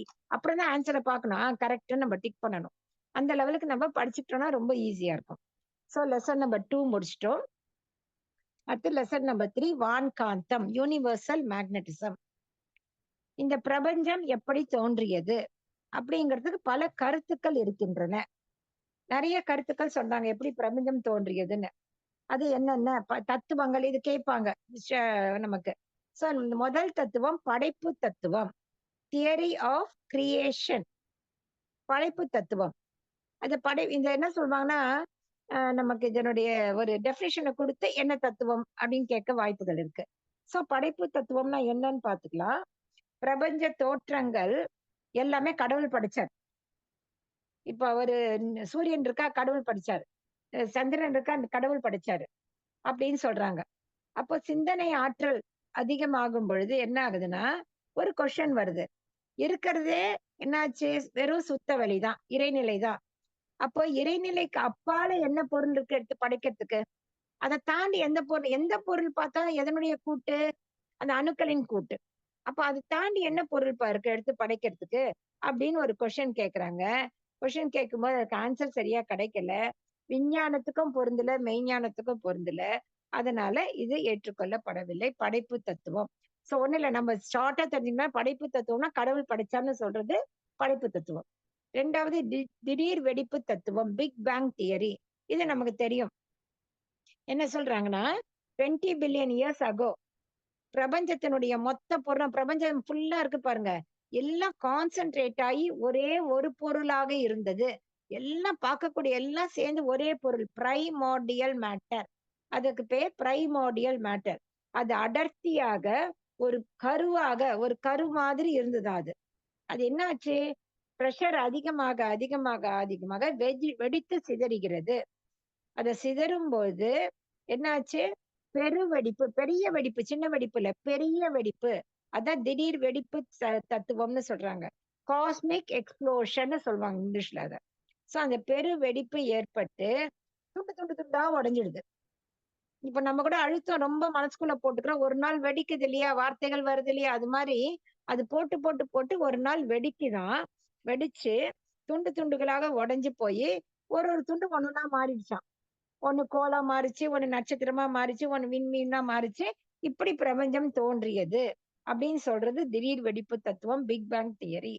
அப்போ என்ன கொஸ்டின்னா, இது யாருக்கும் தெரியல. இது நிச்சயமா சொல்லவும் முடியல. யாராலையும் ப்ரூவ் பண்ணவும் முடியல. அந்த உட்கரு ஒரு பொருளா பிரைமோர்டியல் மேட்டரா இருந்ததுன்னு சொல்றோமே, அது எப்படி உருவாச்சு? அதுக்கும் கொஸ்டின்ஸ்க்கு ஆன்சர் கிடைக்கல. அது எப்படி வெடிச்சது? அதுவும் யாரும் ப்ரூவ் பண்ண முடியல. சோ இதுவும் ஏற்றுக்கொள்ளப்படவில்லை. 3வது தத்துவம் மாயா தத்துவம், தியரி ஆஃப் மாயா. என்ன சொல்றாங்கன்னா, நம்ம பிரபஞ்சத்துல பாக்குறது எல்லாமே மாயை. மனமயக்கம். எல்லாம் என்ன ஒரு ஜாலி தான். வெறும் மனமயக்கம். இந்த ரஜினி பாடுற மாதிரி. சோ எல்லாமே மாயை, மாயை, மாயை. அப்ப எதுவும் உண்மை இல்லை, நிரந்தரம் இல்லை. எல்லாவற்றையும் புலன்கள் மூலம் நாம் அறிய புலன்கள் மூலமாகத்தான் அறிய முடியும். நான் கண்ணால பார்த்து என்ஜாய் பண்ணலாம், காதால கேட்டு என்ஜாய் பண்ணலாம், தொட்டு என்ஜாய் பண்ணலாம், சாப்பிட்டு என்ஜாய் பண்ணலாம். அது மட்டும்தான் அப்படின்னு சொல்றாங்க அவங்க மாயையில. அப்போ நம் அனுமானத்தால் அந்த மென்டல் ஃப்ரீக்வன்சியை குறைச்சு தவத்தால் நாம் அறியக்கூடிய விண், இறைத்துகள், இறைநிலை இதை பற்றி எல்லாம் எந்த ஒரு இதுவும் கிடையாது. இதை ஒதுக்கி வச்சாச்சு. மாயா தத்துவம் இதை பத்தி எல்லாம் சொல்லவே இல்லை. கடவுளை பத்தி சொல்லல, இறைத்துகள், விண்ணு இது எல்லாத்தையும் அப்படியே அது ஒண்ணுமே இல்லைன்னு அதை பத்தி அது கிட்டேயே போகல. சோ இது அக்செப்ட் ஆகல. தியரி ஆஃப் மாயா அக்செப்ட் ஆகல. 4வது நிலை தத்துவம், தியரி ஆஃப் பெர்மனன்ஸ். நிலை தத்துவம் எப்பவுமே அப்படியே இருந்துச்சுப்பா. ஆதி காலத்துல இருந்து பிரபஞ்சம் இப்ப எப்படி இருக்கோ அப்படியே இருந்தது அப்படின்னு சொல்றாங்க. ஆனா நம்ம பார்த்துட்டு இருக்கோம் நிறைய சேஞ்சஸ் நடந்துட்டே இருக்கு. என்ன சொல்றோம்? சேஞ்ச் அலோன் இஸ் பெர்மனன்ட்னு சொல்றோம். சோ மாற்றத்துக்கு உட்பட்டவைதான் எல்லாமே. சோ அந்த மாற்றமே இல்லாம அப்படியே இருந்ததுன்னு சொல்றது அக்செப்டபிளா இல்லை. சோ அதுவும் ஏற்றுக்கொள்ளப்படவில்லை. 5வது பரிணாம தத்துவம், theory of evolution by Darwin. நம்ம படிச்சிருக்கோம் நம்ம பயாலஜில. என்ன சொல்றாருன்னா இறைநிலை, இறைநிலையில இருந்து அணுக்கள், அணுக்கள்ல இருந்து பஞ்சபூதங்கள், பஞ்சபூதங்கள்ல இருந்து கோள்கள், அதுல இருந்து அண்டங்கள், நட்சத்திரங்கள், 1ல இருந்து 5 அறிவு மனிதன் வரை ஒன்றிலிருந்து ஒன்று வந்தது. டியூ டு எவல்யூஷன், பரிணாமம் அப்படின்னு சொல்றாங்க. இது ஏற்றுக்கொள்ளப்பட்டதுதான். ஆனா என்ன ஒரு கொஸ்டினுக்கு இதுக்கு ஆன்சர் கிடைக்கலன்னாக்கா, இப்ப ஃபார் எக்ஸாம்பிள் குரங்கிலிருந்து மனிதன் வந்தான்னு சொல்றோம். இப்ப எல்லா குரங்கும் மனுஷனா மாறிட்டா இப்ப குரங்கே இருக்கக்கூடாது. ஆனா குரங்கு இருக்கு இல்லையா? அதனால இதை ஏத்துக்க இந்த மாதிரி ப்ரீவியஸ் இது இல்ல. ப்ரீவியஸ் இல்லாம இருந்தா ஏத்துட்டு இருப்பாங்க. ப்ரீவியஸும் இருக்குன்னும் போது அது எல்லாமே மாறிடுச்சுன்னா அதுக்கு முன்னாடி இருக்கக்கூடிய தன்மாற்றம் இருக்காதே. அதனால அவங்க அதை ஏத்துக்க அந்த லெவலுக்கு அது ஃபேமஸ் ஆகல. அப்போ தியரி டார்வின் தியரி தான் இருந்தது அது. ஸோ அதுக்கு அடுத்ததுதான் நம்ம மகர்ஷியுடைய தியரி ஆஃப் டிரான்ஸ்ஃபர்மேஷன், தன்மாற்ற தத்துவம். இந்த இந்த தியரி எல்லாம் நமக்கு பிர்லா பிளானட்டோரியம் போனோம்னாக்கா அங்க இருக்கும், கொடுத்துருக்காங்க, எழுதியே போட்டிருக்காங்க. Theory of Darwin, theory of Vethathiri Maharishi அப்படின்னு கொடுத்துருக்காங்க. ஸோ தன்மாற்ற தத்துவம். இவர் என்ன சொல்றாருன்னா, அவர் சொன்னது 1ல இருந்து 1 வந்துச்சுன்றார் டார்வின். ஆனா வேதாத்திரி மகரிஷி சொல்றது ஒன்னே எல்லாவாக மாறியது. அவ்வளவுதான் டிஃபரன்ஸ். என்ன இப்ப நம்ம பார்த்தோம் இல்லைங்களா? சுத்த வெளியா இருந்துச்சு. அந்த சுத்த வெளி என்னவாச்சு? நொறுங்கி அந்த சுத்த வெளியே இறைத்துகள் ஆச்சு. அந்த இறைத்துகளே சேர்ந்து எல்லாம் ஆச்சு, விண்ணாச்சு. அந்த விண்ணெல்லாம் சேர்ந்து 5 பஞ்சபூதங்கள் ஆச்சு இல்லைங்களா? அந்த பஞ்சபூதங்கள் இப்ப அடுத்து பார்க்க போறோம். அதுவே கோள்கள் ஆச்சு, நட்சத்திரங்கள் ஆச்சு. ஓரறிவு முதல் 5 அறிவு வரை உயிரினங்களாகி மனிதன் வரை வந்திருக்கிறது. எப்படி? அந்த சுத்த வெளியே தன்மாற்றம் அடைந்து சுத்த வெளியிலிருந்து மனிதன் வரை வந்திருக்கிறது என்பதை சொல்லியிருக்காரு. This accepted, able to accepted. So மகரிஷியுடைய தன்மாற்ற சரித்திரம் தத்துவம். ஸோ 6 தத்துவங்கள். படைப்பு தத்துவம் இப்ப கேட்டா நமக்கு பேரு நமக்கு ஓரளவு புரிஞ்சுட்டோம்னா எழுதிடலாம். படைப்பு தத்துவம், திடீர் வெடிப்பு தத்துவம், மாயா தத்துவம், நிலை தத்துவம், பரிணாம தத்துவம், தியரி ஆஃப் எவல்யூஷன், தன்மாற்ற தத்துவம், தியரி ஆஃப் டிரான்ஸ்ஃபர்மேஷன். அடுத்தது சாப்டர் வருது நட்சத்திரங்கள் தோன்றி இயங்கும் விதம், ஆரிஜின் ஆஃப் ஸ்டார்ஸ். இப்ப எது வரைக்கும் வந்திருக்கோம்? நம்ம பஞ்சபூதங்கள் வரைக்கும் வந்தோம். நம்பர் 1 இப்போ நெபுலா. இன்னொரு வேர்டுக்கு போறோம், நெபுலா. இந்த விண்கள் இருக்கும் இல்லையா? விண் பார்த்தோம்ல, அந்த விண்கள் விரைவு குறைந்த விண்கள். ஒரு விண் சுத்தி சுத்தி கொஞ்சம் டயர்ட் ஆகி எனர்ஜி எல்லாம் போய் இறைத்துக்கெல்லாம் போய் கொஞ்சம் வேகம் கம்மியாயிடுச்சு. அதை சுத்தி எது வரும்னா விரைவு அதிகம் உள்ள விண்கள் சுழல ஆரம்பிக்கும். நம்ம அந்த இது போடுவோம் இல்லையா? சர்க்கிள். எலக்ட்ரான் மேல புரோட்டான் மேல எலக்ட்ரான் போடுவோம் இல்லையா? அந்த சர்க்கிள். அது மாதிரி விரைவு குறைந்த விண், அதை சுத்தி என்ன வரும்? விரைவு அதிகம் உடைய விண் அது சுத்தி வரும். ஏன்னா கொஞ்சம் நிறைய டிஸ்டன்ஸ் டிராவல் பண்ண முடியும். சுற்றி வரும் பொழுது நீரக அணு, இந்த அணுக்கள் எல்லாம் கூட்டமாகுது. இந்த அணுக்கள் எல்லாம் நீரக அணு, அந்த ஹைட்ரஜன் மாலிகல்ஸ் எல்லாம் நிறைய சேருது. ஹைட்ரஜன்ல என்ன பார்த்தோம்? ஒரு எலக்ட்ரான் ஒரு புரோட்டான். அந்த மாதிரி உள்ள இருக்கிறது புரோட்டான், வெளியில சுத்துறது எலக்ட்ரான். நிறைய ஹைட்ரஜன் அணுக்கள் ஒன்னா சேருது. சுத்தி என்ன ஆகுது? இதேதான் கான்செப்ட். சுத்தி என்ன ஆகுது, இறைநிலை சூழ்ந்து அழுத்துது. அப்போ சூழ்ந்து அழுத்தும் போது ஒரு கோள வடிவம், உருண்டை வடிவம். கோளம்னா எலிப்டிக்கல் ஷேப். ஸ்ட்ரைட் கரெக்டா அது உருண்டை இல்ல, கொஞ்சம் மாறி இருக்கக்கூடிய எலிப்டிக்கல் ஷேப்ல வருது. அதுக்கு பெயர் nebula. So, combination of hydrogen molecules is nebula. But it has very low density. அடர்த்தி நிலை ரொம்ப ரொம்ப ரொம்ப கம்மியா இருக்கக்கூடியது நெபுலா. ஸோ நெபுலா என்பது என்னது? ஹைட்ரஜன் அணுக்களின் கூட்டுக்கு பெயர் நெபுலா. இதன் அடர்த்தி நிலை மிக குறைவு. ரெண்டாவது ஸ்பெசிபிக் கிராவிட்டி, துல்லிய சமதள சீர்மை. இது என்னன்னா, எந்த ஒரு பொருள் சுழன்றாலும், நம்ம காயக்கல்பத்துல எல்லாம் படிச்சிருப்போம். எந்த ஒரு பொருள் சுழலுது, சுழலும் போது கனத்த அணுக்கள் எல்லாம் எங்க வரும்? மையம் நோக்கி வரும். லேசான அணுக்கள்லாம் எங்க போகும்? பெரிஃபெரி, விளிம்பை நோக்கி செல்லும். சோ இதற்கு இந்த ப்ராசஸ்க்கு பெயர் ஸ்பெசிபிக் கிராவிட்டி, துல்லிய சமதள சீர்மை. நம்ம ஸ்கூல்ல எல்லாம் பக்கெட்ல கல்லு போட்டு, மண்ணு போட்டு, சாக் பீஸ் போட்டுலாம் போட்டு ஒரு கலக்கி விட்டா மேல சாக் பீஸ் போட்டு நிக்கும், அடியில கல்லு நிக்கும். நம்ம எக்ஸ்பெரிமெண்ட் பண்ணிருக்கோம் இல்லையா? அது மாதிரி அதுதான் அது. சோ அந்த ஒரு எந்த பொருள் சுழன்றாலும் கனத்த அணுக்கள் மையம் நோக்கியும், லேசான அணுக்கள் விளிம்பை நோக்கியும் நகர்ந்து கொண்டே இயங்குகின்றன. இதற்கு பெயர் ஸ்பெசிபிக் கிராவிட்டி, துல்லிய சமதள சீர்மை. இதை நம்ம புரிஞ்சுக்கணும். இதுதான் எல்லாத்துக்கும் இப்ப நம்ம பேஸ் ஆக போகுது, ஸ்பெசிபிக் கிராவிட்டி. அடுத்தது ஸ்டார்ஸ், நட்சத்திரங்கள். இந்த விண்கள் இருக்கு, 24 விண்கள் சேர்ந்தா என்ன ஆச்சு? ஆக்சிஜனா மாறுச்சு. ஆக்சிஜன் பிளஸ் ஹைட்ரஜன் காத்து சேரும் போது என்ன ஆச்சு? வாட்டரா மாறுச்சு. அது மேலும் நெருங்கி வரும்போது மண்ணா மாறுச்சு. இது கூட இன்னும் நிறைய நம்ம பார்த்தோம், ஒரு 92 மூலகங்கள். சோ அந்த மூலகங்கள் எல்லாம் கூட கூட கூட சேருது. சேர்ந்து சேர்ந்து சேர்ந்து சேர்ந்து அந்த நெபுலான்னு ஒண்ணு ஃபார்ம் ஆயிருக்குல்ல, இப்ப நம்ம பார்த்தோம், ஹைட்ரஜன் அணுக்களுடைய கூட்டு. அந்த நெபுலால இதெல்லாம் போய் போய் சேர்ந்துகிட்டே இருக்கு. சேரும் போது இந்த ஸ்பெசிபிக் கிராவிட்டி நியதிப்படி கனத்ததெல்லாம் உள்ளுக்குள்ள மையத்தை நோக்கி போயிடுது. லேசானதெல்லாம் வெளிப்பக்கமா இருக்கு. இப்ப அப்படியே விஷுவலைஸ் பண்ணிக்கணும். நெபுலா ஹைட்ரஜன் மாலிகூல்ஸோட இருக்குது. நிறைய இதோட சேர்ந்து நிறைய விஷயங்கள் சேர்ந்துட்டே இருக்கு. அப்போ வெயிட்டா இருக்கிறதெல்லாம் சென்டர் பாயிண்ட்டுக்கு போகுது, லேசா இருக்கிறதெல்லாம் வெளிப்பக்கமா வருது. அப்போ என்ன? But it takes crores of years. இன்னைக்கு நாளைக்கு நடக்கிறது இல்ல, நடந்துட்டே இருக்குது. அப்போ உள்ள என்ன நடக்குது? அணு சேர்க்கை, அணு பிளவு நடக்கிறது. அணு சேர்க்கைனா நியூக்ளியர் ஃபியூஷன், அணுக்கள் சேர்வது. அணு பிளவுனாக்கா நியூக்ளியர் ஃபிஷன், பிரியுறது. அணுக்கள் கொஞ்சம் சேருது, பிரியுது, பிரியுது, சேருது. இப்படி நடந்து நடந்து நடந்து என்ன ஆகுது? இந்த நெபுலா உள்ளுக்குள்ள நிறைய ப்ரெஷர் ஆயிட்டு அது என்ன ஆயிடுது? துண்டு துண்டு துண்டா செதறி ஓட ஆரம்பிக்குது இந்த நெபுலா. அது உடைஞ்சு துண்டு துண்டா செதறி ஓடும்போது அப் டு சம் டிஸ்டன்ஸ், ஒரு ஒரு அளவு தூரத்திற்கு செதறி போய் விழுது. ஒவ்வொரு துண்டும், இப்போ அதை விஷுவலைஸ் பண்ணிக்கிறோம். உடைஞ்சிடுச்சு, துண்டு துண்டா போய் செதறி விழுது. ஒவ்வொரு துண்டையும் எது சுத்துது? சூழ்ந்தழுத்துவது சுத்தவெளி, இல்லைங்களா? சோ ஒவ்வொரு துண்டையும் இறைநிலையும் சூழ்ந்தழுத்து மாற்றல் சூழ்ந்து அழுத்திட்டே இருக்கு. அப்போ ஒவ்வொரு துண்டும் என்ன வடிவம் பெறும்? மீண்டும் நெபுலா மாதிரியே கோள வடிவம் பெறும். அதே எலிப்டிக்கல் ஷேப் ஆகும். அதுல மிக அதிகமான வெளிச்சம் அண்ட் வெப்பம் இருக்கக்கூடிய அந்த துண்டுகள் எல்லாம் என்னவா மாறுச்சு? சூரியன்களாக மாறிற்று. துண்டுக்கு நிறைய குவாலிட்டிஸ் இருக்கு, ஒவ்வொரு துண்டு ஒவ்வொரு குவாலிட்டியில இருக்குது. அதுல நிறைய வெப்பம், நிறைய வெளிச்சம் இருக்கக்கூடிய துண்டுகளுக்கு பெயர் சன். சன்னுங்கிறது நம்ம சன் சொல்ல சூரியன்கள், சூரியன்களாக, நட்சத்திரங்களாக மாறியது. ஓகேங்களா? இப்ப இது வரைக்கும் வந்துச்சு, நெபுலா வந்தாச்சு, துண்டு துண்டா ஆகி நட்சத்திரம் வந்தாச்சு. அடுத்து எரிக்கற்கள்.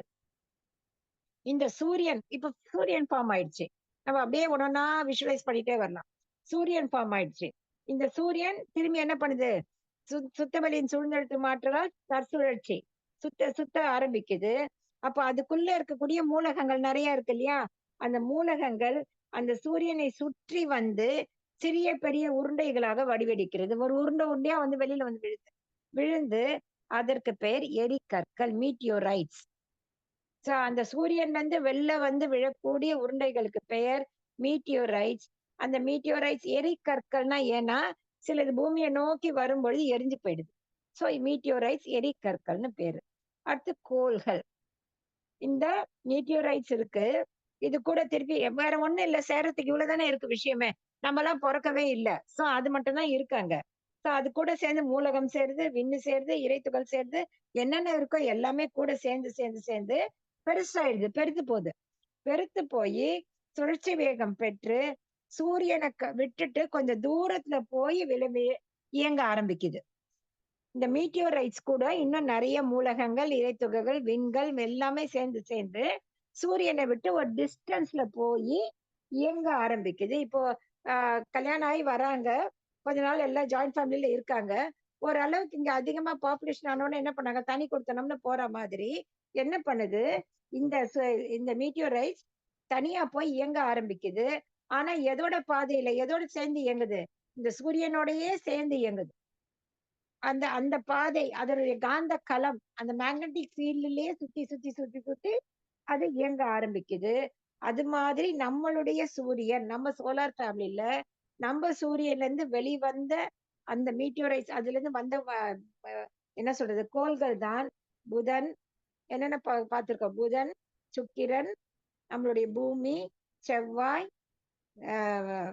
குரு, சனி, ராகு, கேது எல்லாம் சொல்றோம் இல்லைங்களா. சோ இந்த சூரிய குடும்பம் அப்படின்னு எப்படி ஃபார்ம் ஆச்சு, நடுவுல சூரியன் இருக்காரு அப்பா, சுத்தியும் இவங்க எல்லாம் வெளியில போய் உருண்டை உருண்டை விழுந்து என்ன ஆயிட்டாங்க, அவங்கவுங்க ஒரு குடுத்தனம் பண்ண ஆரம்பிச்சிடுறாங்க.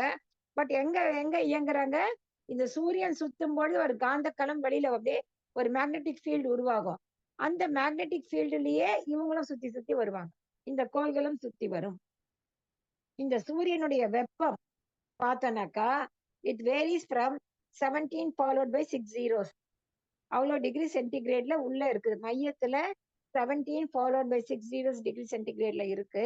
அதே பெரிஃபெரி ஓரத்துல 600 டிகிரி சென்டிகிரேட்ல இருக்கு. 6000 டிகிரி சீல இருக்கு. சோ நம்மளுடைய சன்னுக்கு பார்த்தோம்னா 9 பிளானட்ஸ் இருக்கு. எப்படி இப்ப கோள்கள் வந்ததுன்னு தெரிஞ்சிருச்சுங்களா.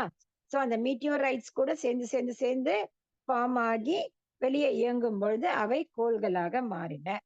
இப்போ கோள்கள் வரைக்கும் வந்துட்டோம். இப்ப நம்ம சோலார் ஃபேமிலி வந்துட்டோம், கோள்கள் வந்துட்டோம். அடுத்து துணை கோள்கள் சேட்டலைட்ஸுக்கு போறோம். இதே ப்ராசஸ் தான், ஒண்ணுமே பிரச்சனை இல்லை.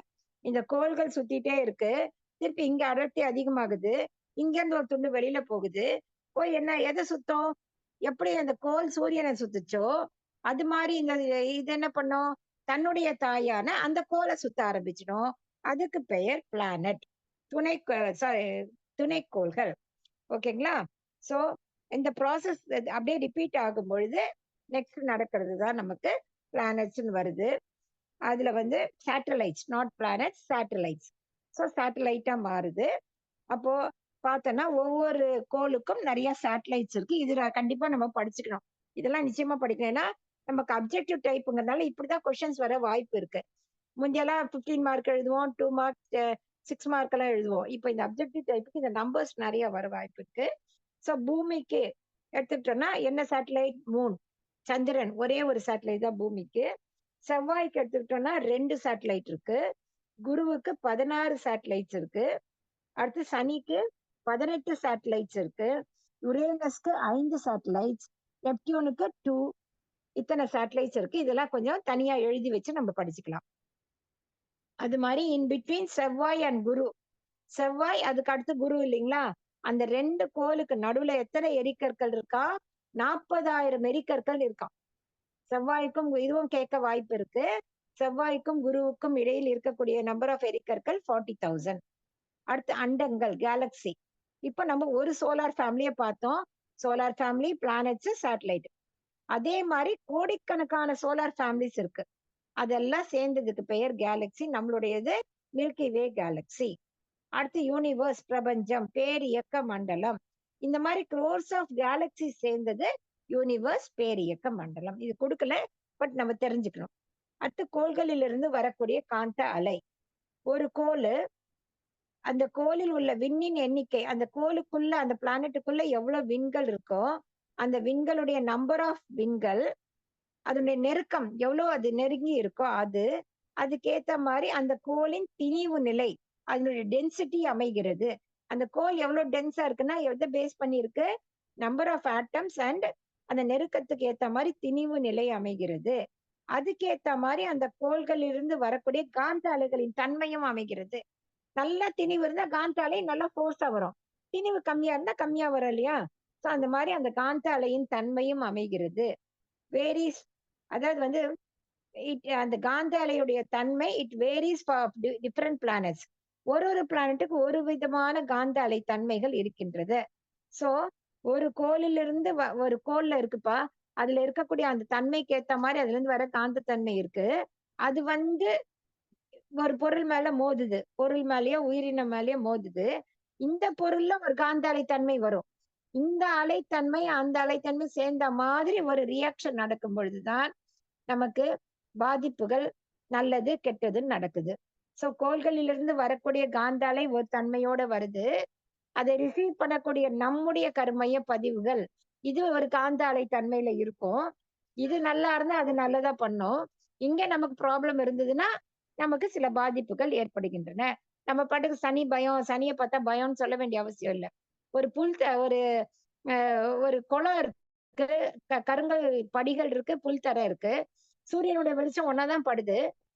பட் கருங்கல் மேல நிக்கும் பொழுது என்ன ஆகுது? கால் சுடுது. புல்தரைக்கு போயிட்டா கால் கூல் ஆயிடுது. அது சன் மேல ப்ராப்ளமா? நம்ம இந்த தரை மேல ப்ராப்ளமா? சோ நம்ம என்ன பண்றோம்? அது மேல ப்ராப்ளம் சொல்லிடுறோம். சோ நம்மளுடைய பதிவுகளை நாம் தூய்மை செய்து கொள்ள அந்த காந்த அலைகள் நமக்கு நன்மையே செய்யும். பிளஸ் பஞ்சபூத நவகிரக தவம். அடுத்து கோள்களுக்கு இடையே உள்ள தொலைவு, டிஸ்டன்ஸ் பிட்வீன் பிளானட்ஸ். இப்போ இத நல்லா விஷுவலைஸ் பண்ணிக்கலாம். இங்க ஒரு பிளானட் இருக்கு, தள்ளி ஒரு பிளானட் இருக்கு. இப்போ பிளானட் நம்பர் 1 அங்க இருந்து என்ன ஆகுது? அதுக்குள்ள க்ரோர்ஸ் ஆஃப் விண் துகள்கள் இருக்கு. அந்த விண் துகள்கள் சுத்துது. இதுல இருந்து இறை துகள்கள் வெளியே வருது.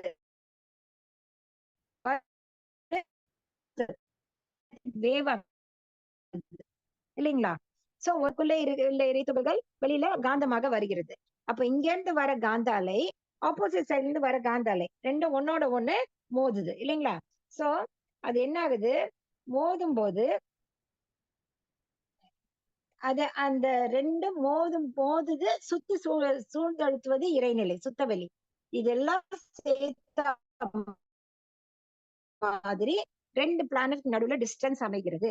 இதுல இருந்து வர எனர்ஜி, அதுல இருந்து வர எனர்ஜி மோதும் போது அந்த டிஸ்டன்ஸ் ஒன்னோட ஒண்ணு சேராது. சோ அது சேர்ந்து இதெல்லாம் சேர்ந்து கணக்கிடுறதுதான் டிஸ்டன்ஸ் பிட்வீன் 2 பிளானட்ஸ். அப்படி பார்க்கும் பொழுது நெட் ரிசல்ட் தான் டிஸ்டன்ஸ்.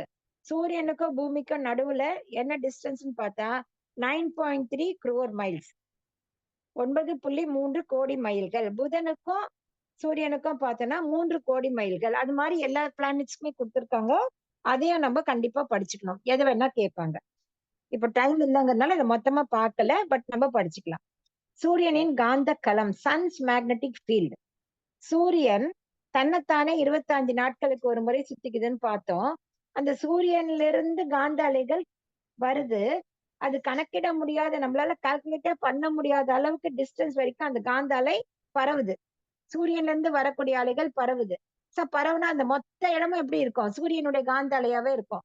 அப்ப அதுக்குள்ளதான் என்ன இருக்குது? 9 பிளானட்ஸும் இருக்கு இல்லைங்களா? அந்த பிளானட்ஸை சுத்தி சேட்டலைட்ஸும் இருக்கு. அப்ப அந்த சூரியன் எப்படி சுழலுதோ அதே இதுலதான், அதே பாத்துல அதுக்கேத்த மாதிரிதான் அந்த பிளானட்ஸும் சுத்த முடியும் இல்லையா? ஏன்னா சூரியன்ல இருந்து வர காந்த அலை அப்படியே சுத்துது. அப்ப அதோட சேர்ந்தாப்புலதான் இந்த 9 பிளானட்ஸும் சுத்துது. சோ அந்த எல்லை வரை, அந்த சூரியனுடைய அந்த எனர்ஜி வரக்கூடிய எல்லை வரை உள்ள எல்லா கோள்களும் அதே பாதையில் தூக்கி செல்லப்படுகின்றன. சுத்துதுன்னு கூட சொல்லல. என்ன கொடுத்திருக்காங்க? தூக்கி செல்லப்படுகின்றனன்னு கொடுத்திருக்காங்க. Depending upon the weight of each planet. அந்த பிளானட்டோட வெயிட்ட பொறுத்து அது எவ்வளவு ஸ்பீட்ல தூக்கிட்டு போகுதுன்னு தெரியும். சோ சுற்றி வரும் தூரமும் காலமும் நிர்ணயிக்கப்படுகின்றன. அந்த வெயிட்ட பொறுத்துதான் எவ்வளவு தூரம் சுத்துது, எவ்வளவு காலத்துக்கு சுத்துதுங்கிறது. அது நிர்ணயிப்பது எது? இயற்கை, மனிதன் இல்லை. இயற்கை நிர்ணயிக்கிறது அதனை. சோ அப்படி பார்க்கும்போது புதன், முதல் கிரகமான புதன் சூரியனை சுற்றி வருவதற்கு 88 நாட்கள் எடுத்துக்கொள்கிறது. நம்ம பூமின்னு எடுத்தோம்னா 1 வருடம்னு சொல்றோம் இல்லைங்களா? குரு 12 மாதங்கள்னு 12 வருடங்கள்னு சொல்றோம். அது மாதிரி இங்கேயும் எல்லாத்துக்கும் கொடுத்திருக்காங்க. சோ சூரியனை புதன் சுற்றி வர 88 டேஸ் எடுத்துக்குது. இது மாதிரி எல்லா பிளானட்டுக்கும் நம்ம படிச்சுக்கலாம். அடுத்தது இப்ப நம்ம கொஸ்டின் ஆன்சரும் ஓரளவுக்கு பாசிபிள் கொஸ்டின்ஸும் பார்த்துடலாம் ஃபைனலா. அடுத்து 2.4 4வது லெசன், கோள்களுக்கும் உயிர்களுக்கும் உள்ள தொடர்பு. Relationship between the planets and living beings. பிரபஞ்சத்துல உள்ள எல்லா பொருளும் அணுவினுடைய கூட்டு இயக்கம் நமக்கு தெரியும் இல்லைங்களா? சோ ஒரு பொருளில் இருந்து அந்த பொருளின் தன்மைக்கு ஏற்ப பிரசிஷன் பார்த்தோம் இல்லைங்களா? அதுக்குள்ள இருக்கக்கூடிய தன்மைக்கு ஏற்ப ஒரு விதமான அலை வந்துகிட்டே இருக்கு. எந்த பொருள் எடுத்துட்டாலும் அந்த பொருளுக்குள்ள என்ன தன்மை இருக்கோ அந்த அலையை எடுத்து வருகிறது. ஒருத்தர் ரொம்ப நல்லவர்னு சொல்லும்போது அவர்கிட்ட நல்ல பதிவுகள் அதிகமா இருக்கும்போது அந்த நல்ல அலையை எடுத்துட்டு வராரு. கோபக்காரன் கோபம் நிறைய இருக்கும்போது அந்த அலையை எடுத்துட்டு வராரு. சோ அந்த மாதிரி அந்த அதுக்கேத்த அலையை வந்து கொண்டே இருக்கின்றது. இப்ப இன்னொரு பொருள் இருக்கு, அதுக்குள்ள ஒரு தன்மை இருக்கு, அங்கேருந்து ஒரு அலை வருது. இந்த 2 அலையும் மோதும் பொழுது நம்ம ஏற்கனவே பார்த்துட்டோம். 5 டைப்ஸ் ஆஃப் ரியாக்ஷன் நடக்குது. மோதுதல், பிரதிபலித்தல், சிதறுதல், ஊடுருவுதல், ஊடாடுதல். இதே மாதிரிதான் பிளானட்ஸ்லயும் நடக்குது. அதுதான் சொல்ல வராங்க. சோ அந்த உள்ளடங்கிய தன்மை, அந்த பிளானட்டுக்குள்ள இருக்கக்கூடிய மூலகங்கள், விண்கள் இதற்கேத்த தன்மைக்கு ஏற்ப அலைகள் வந்து கொண்டிருக்கின்றன. அது ஒரு உயிரின் மீது மோதுகின்றது. அந்த உயிரின் தன்மைனா கருமைய பதிவுகள், ஜெனடிக் இம்ப்ரின்ட்ஸ். அதுக்கு ஏத்த மாதிரி ஒரு வகை அலை இந்த உயிரினத்துல இருந்து வருது. வரும்பொழுது இந்த சேம் வேவ் தியரி ஆக்டிவேட் ஆகுது. என்னது? மோதுதல், பிரதிபலித்தல் எல்லாம் பார்த்தோம் இல்லைங்களா? அதே வேவ் தியரி ஆக்ட் பண்ணி என்ன ஆகுது? ஒரு வகையான பாதிப்பு அந்த உயிரின் மீது ஏற்படுத்துகிறது. ஏதோ ஒரு வகையான சேஞ்சஸ் அங்க நடக்குது. அப்போ ப்ராப்ளம் கோள்கள்ல இல்ல, நம்முடைய பதிவுகளில் இருக்கிறது. அதை தூய்மை செய்து கொள்ளும் பொழுது தாக்கத்தை நாம் குறைத்துக் கொள்ளலாம். இப்ப அதுக்கு ஒரு எக்ஸாம்பிள் நம்ம புக்ல குடுத்திருக்காங்க. 100 தொட்டி வாங்குறாங்க. ஒரே மாதிரி தொட்டி. அதுல 100 விதைகள் போடுறாங்க. அதுல போடக்கூடிய மண் ஒரே மண்ணு. ஊத்தக்கூடிய தண்ணி அதே தண்ணி, அதே சூரிய வெளிச்சம் எல்லாம். ஆனாலும் அந்த எல்லா 100 செடியும் ஒரே மாதிரி வரல. கொஞ்சம் கொஞ்சம் வேற மாதிரி வருது. வேற மாதிரினா ஒண்ணு நல்லா வளருது, ஒண்ணு கொஞ்சமா வளருது. அப்ப எதன் தன்மையை பொறுத்து இருக்கிறது? வெளியில எக்ஸ்டர்னலா குடுக்கறதெல்லாம் கரெக்டா தான் குடுக்குறோம். சேமா தான். பட் விதையின் தன்மைக்கு ஏற்ப அந்த செடி வளர்வதில் மாற்றம் ஏற்படுகிறது. சோ அதே மாதிரி நம்முடைய விதை, நம்முடைய கருமையம் நமக்கு இருக்கிறதுல மேல நம்ம ஃபுட் குடுக்குறோம். எனர்ஜி எப்படி எப்படி எடுத்துக்கிறோம்? காத்து, சாப்பாடு, அப்புறம் பூமிக்கு அடியில அணுச்சிதைவு, எல்லாத்துல இருந்து கோள்களில் இருந்து வரக்கூடிய எஃபெக்ட் எல்லாத்தையும் சேர்த்து நம்முடைய பதிவுகள் அமைகின்றது. நம்முடைய கருமைய பதிவுகள் மாறுகின்றது. சோ ஒரு இண்டிவிஜுவல்னு எடுத்துக்கும் போது பிறக்கும் போது ஒரு காந்தாலை பதிவு இருக்கு, இம்ப்ரின்ஸ். நம்முடைய பதிவுகள் இருக்கு. பிளஸ் கோள் பூமிக்கு அருகில வரும்போது கொஞ்சம் மாறுது, தூர போகும்போது மாறுது. இப்படி வேறு வேறு வகையான மாற்றங்கள் ஏற்படுகிறது. அப்புறம் 2 கோள்கள் சேர்ந்து வரும்போது அது வேற விதமான மாற்றத்தையும் ஏற்படுத்துகிறது. எல்லாம் சேர்ந்து நம்முடைய உடலிலும் மனதிலும் மாற்றங்கள் அமைந்து கொண்டு இருக்கின்றது. இதுதான் காரணம். நம்ம அப்பப்போ உடல் நலம், மனவளத்துல கொஞ்சம் சேஞ்சஸ் வர்றதுக்கு காரணம் இது நம்முடைய பதிவுகள் பிளஸ் கோள்கள்ல இருந்து வரக்கூடிய தாக்கம் அப்படின்னு சொல்றாங்க. அப்போ கோள்களும் கருவில் உள்ள குழந்தையும், last chapter, planets and unborn child. ஒரு தாய் இருக்காங்க, ரெட்டை குழந்தை உருவாகுது. அந்த 2 குழந்தைக்கும் வித்தியாசம் கண்டிப்பா இருக்கும்ன்றாங்க.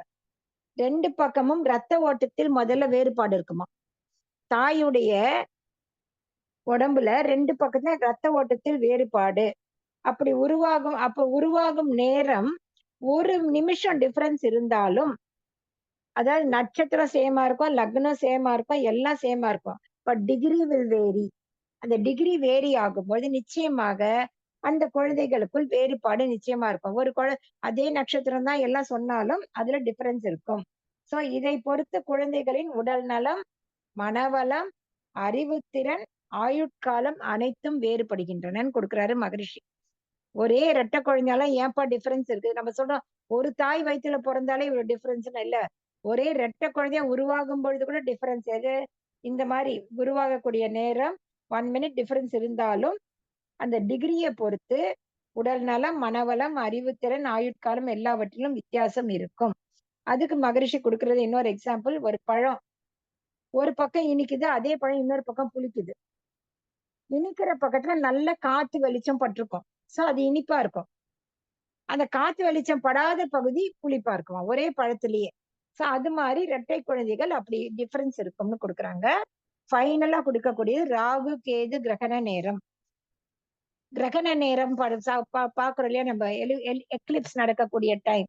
அந்த கிரகண நேரம் அந்த கிரகண நேரத்துல ராகு கேதுவிலிருந்து வரக்கூடிய காந்த அலைகள் சூரியன் சந்திரனிலிருந்து வரக்கூடிய காந்த அலைகள் மீது தாக்கத்தை ஏற்படுத்துகின்றனங்கிறாரு மகரிஷி. ராகு கேதுல இருந்து ஒரு காந்த அலை வருது, அது எது மேல தாக்குது? சூரியன்ல இருந்து வர அலையில இருந்தும் சந்திரன் வந்த அலை மேலையும் தாக்கத்தை ஏற்படுத்துகின்றது. அப்ப வரும்பொழுது ரிசல்ட் நம்மளுக்கு இதெல்லாம் சேர்ந்து உள்ள வரும்போது நமக்குள் உடலில் ரசாயன மாற்றங்கள் ஏற்படுகின்றன. கெமிக்கல் சேஞ்சஸ் நடக்குது.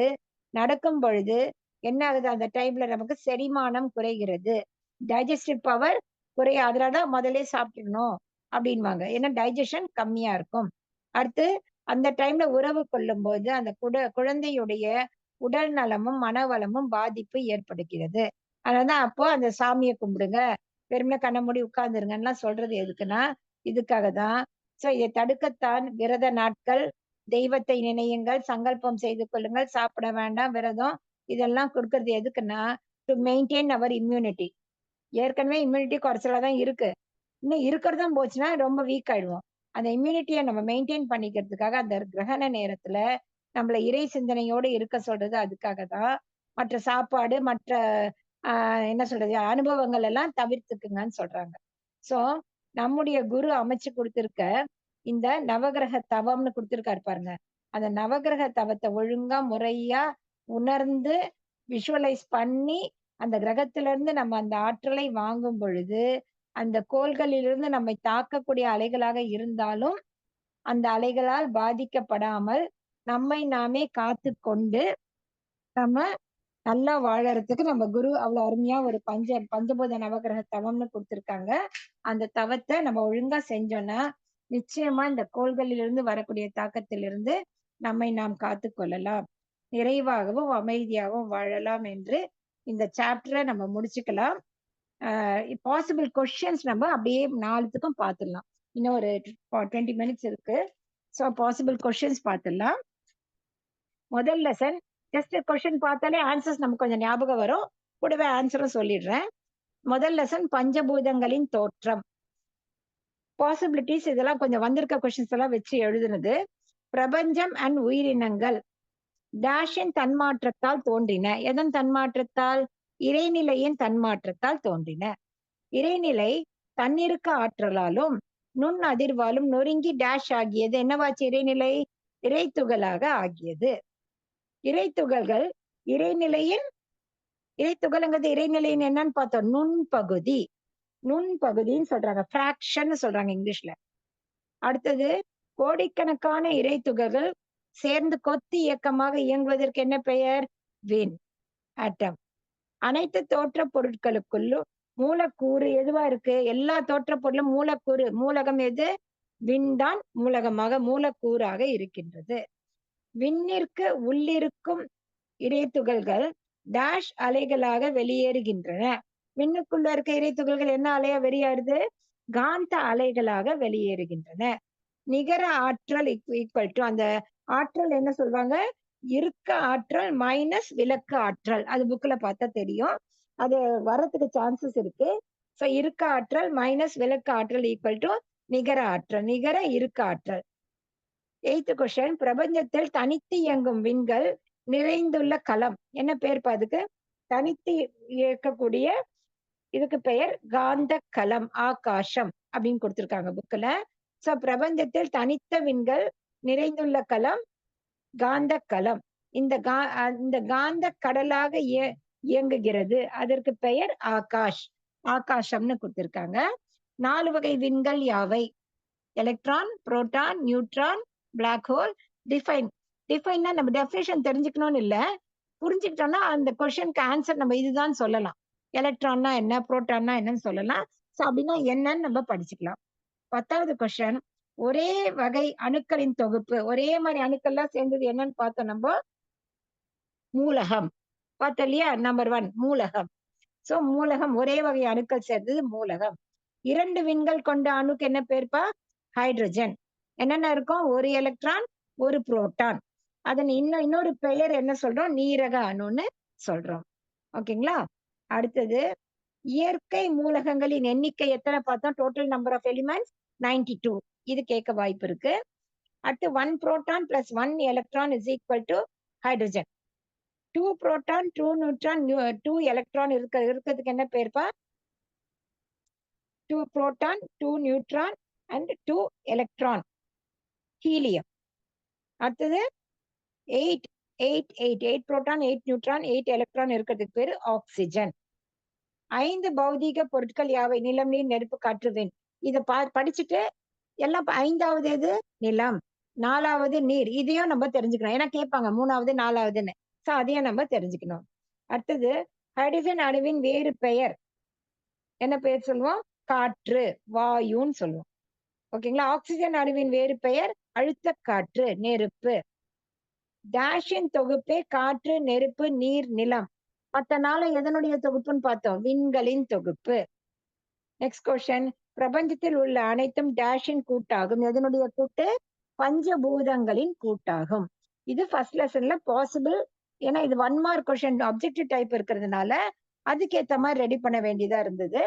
அது எழுதிடலாம், எந்த பாயிண்ட் எழுதினாலும் மார்க் வந்துடும். இல்ல நம்ம செலக்ட் பண்ணணும், அதனால புரிஞ்சுக்கிறது நல்லது. சோ இப்ப ஃபர்ஸ்ட் லெசன் முடிச்சிட்டோம். செகண்ட் லெசன் நட்சத்திரங்கள், கோள்களின் தோற்றம். விண்ணின் தற்சுழற்சி வேறுபாடே டேஷின் தோற்றத்திற்கு காரணம். எந்த தோற்றம்? பிரபஞ்சத்தின் தோற்றத்திற்கு காரணம். பிரபஞ்சம் தோன்றுவதற்கு என்ன காரணம்? விண்ணின் தற்சுழற்சி வேக வேறுபாடே. பிரபஞ்சம் என்பது டேஷ் ஆற்றலும் அதன் டேஷும். நம்ம பார்த்தோம் இல்லையா? விளக்கு ஆற்றலும் அதன் வேறுபாடுகளும். என்ன பார்த்தோம்? Repulsive force and it's fluctuations அப்படின்னு பார்த்தோம் இல்லையா? அது சட பொருட்களிலிருந்து வெளிப்படும் காந்தத்துக்கு என்ன பெயர்? வான்காந்தம். நான் லிவிங் திங்ஸ்ல இருந்து வந்தா அதுக்கு பேரு வான்காந்தம், யூனிவர்சல் மேக்னட்டிசம். விண்ணிற்குள் இருக்கும் இறை துகள்களின் ஆற்றல் பார்த்தோம் இல்லையா? இன்னும் வெளியே வரல, அதுக்கு என்ன பெயர்? இருப்பு ஆற்றல், பொட்டன்ஷியல் ஃபோர்ஸ் இல்லைங்களா? சோ விண்ணிற்குள் இருக்கும் இறை துகள்களின் ஆற்றல் என்ன பெயர்? இருப்பு ஆற்றல், பொட்டன்ஷியல் ஃபோர்ஸ். அது விண்ணிலிருந்து வெளியேறி இறைநிலை கலக்கும் போது என்ன ஃபோர்ஸா மாறிடுச்சு? டைனமிக் ஃபோர்ஸ், இயக்க ஆற்றல். ஓகேங்களா? 6வது பஞ்சபூதங்களில் காற்று, நெருப்பில் ஒளியாக மாற்றம் பெறுவதற்கு என்ன பெயர்? மின்சார மாற்றம், எலக்ட்ரிக்கல் ரியாக்ஷன். அதுவே நீர் நிலத்தில் சுவையாக மனமாக மாற்றம் பெறும்போது அதுக்கு பெயர் ரசாயன மாற்றம், கெமிக்கல் ரியாக்ஷன். 8வது பஞ்ச தன்மாத்திரைகள் அப்படின்னா என்னன்னு கேட்பாங்க. அதாவது அந்த பஞ்ச தன்மாற்றங்கள்னா என்னன்னு கொடுத்து அதற்கு என்ன பெயர்னா பஞ்ச தன்மாற்றம். சோ டெஃபினிஷன் படிச்சுக்கலாம். பஞ்ச தன்மாற்றம் டெஃபினிஷன் படிச்சுக்கிட்டா அதுக்கு பெயர் பஞ்ச தன்மாற்றங்கள் நம்ம எழுதலாம். பஞ்சபூதங்கள் கேட்பாங்க, பஞ்ச தன்மாற்றம் சொல்லுவாங்க. சோ என்னன்னு பார்த்துக்கலாம். பிரபஞ்சம் அதாவது விண் தோன்றுவதற்கு முன் தோன்றிய காந்தம் என்ன காந்தம் பார்த்தோம்? முதல்ல வந்தது அன்மேனிஃபெஸ்டட் மேக்னட்டிசம், உருமாற்றம் பெறாத காந்தம். ஆனா பெயர்கள் தான் ரொம்ப ரொம்ப இம்பார்ட்டன்ட் நமக்கு இந்த அப்ஜெக்டிவ் டைப்க்கு. So unmanifested magnetism. திரைப்பட்டுள்ள இறை துகள்கள் வெளியேறி காந்தமாக வருவது மேனிஃபெஸ்டட் மேக்னட்டிசம், உருமாற்றம் பெற்ற மேக்னட்டிசம், பெற்ற காந்தம். அடுத்து 11வது இறை துகள்களின் 5 வகை இயக்கம் பார்த்தோம் இல்லையா? மோதுதல், பிரதிபலித்தல். அந்த இயக்கங்கள் 5ஐயும் எழுதிக்கலாம். அதுல ஏதாவது 1 2 மாத்தி மாத்தி கொடுப்பாங்க. சோ அந்த 5 தெரிஞ்சுக்கிட்டோம்னா கரெக்டா நம்ம டிக் பண்ணிடலாம். அடுத்தது 12வது கொஸ்டின். ஜட பொருட்களின் அறிவின் செயல்பாடு டேஷ் நியதிகளோடு இயங்குகிறது. எத்தனை நியதிகள்? 3 நியதிகளோடு இயங்குகிறது. அவை உருவ அமைப்பு, பேட்டர்ன், துல்லியம், precision, இயக்க ஒழுங்கு, ரெகுலாரிட்டி. இதற்கான டெஃபினிஷன்ஸ் என்னன்னு பேஜ் நம்பர் 23 தமிழ் புக்ல இருக்கு, பேஜ் நம்பர் 19 இங்கிலீஷ் புக்ல இருக்கு. அதுல இருந்து டெஃபினிஷன்ஸ் பார்த்துக்கிட்டோம்னாக்கா ஏற்கனவே இப்போ நம்ம கத்துக்கிட்டதுல புரியும் நமக்கு. ஒரு தடவை டெஃபினிஷன், ஏன்னா வெறும் எக்ஸாம்காக படிக்க வேண்டாம், இது நமக்கு தெரிஞ்சுக்கக்கூடிய விஷயம். ஸோ அந்த டெஃபினிஷன்ஸ் ஒரு தடவை படிச்சுக்கிட்டோம்னா நமக்கு இதுக்கான ஆன்சர் நமக்கு கிடைக்கும். ஸோ செகண்ட் லெசன் முடிச்சிட்டோம். தேர்ட் லெசன் வான்காந்தம். பிரபஞ்சம் தோன்றிய விதம் பற்றிய கருத்துக்கள், தத்துவங்கள் சிலவற்றை எழுதுக. சிலவற்றுனா அவங்க அந்த பேர் கொடுப்பாங்க, இல்லைன்னா டெஃபினிஷன் கொடுத்துட்டு அது என்ன பேர்னு கேட்பாங்க இல்லைங்களா? சோ அது என்னன்னு நம்ம புரிஞ்சுக்கிட்டா போதும். படைப்பு தத்துவம்னா கடவுள் படைச்சாரு. திடீர் வெடிப்புனா இருந்துட்டே இருந்தது, திடீர்னு அழுத்தம் அதுவே வெடிச்சு போச்சு. மாயானா புலன்களால் அனுபவிக்கிறது மட்டும்தான் சொன்னாங்க. அதுல கடவுளை பத்தி இல்ல, இறைநிலை பத்தி இல்ல, அது மாயா. பரிணாமம் சொல்லும்போது என்ன நிலை பேருனா ஏற்கனவே எல்லாம் பர்மனண்டா இருக்கு, அப்படி இல்ல. அடுத்து பரிணாமம்னாக்கா எவல்யூஷன், டார்வினோடது. 1ல இருந்து 1 வந்துச்சு. தன்மாற்றம்னா ஒன்னே பல எல்லாமாக வந்திருக்கிறது. இந்த அர்த்தம் மட்டும் புரிஞ்சுக்கிட்டோம்னா அந்த பேர் என்னன்னு நம்ம அங்க எழுதிடலாம். அடுத்து நெபுலா என்றால் என்ன? பார்த்தாலே ஹைட்ரஜன் அணுக்களின் கூட்டம். பேஜ் நம்பர் 26ல இருக்கு. நமக்கு இங்க தமிழ் புக்ல பேஜ் நம்பர் 26ல இருக்கு. அடுத்து துல்லிய சமதள சீர்மை.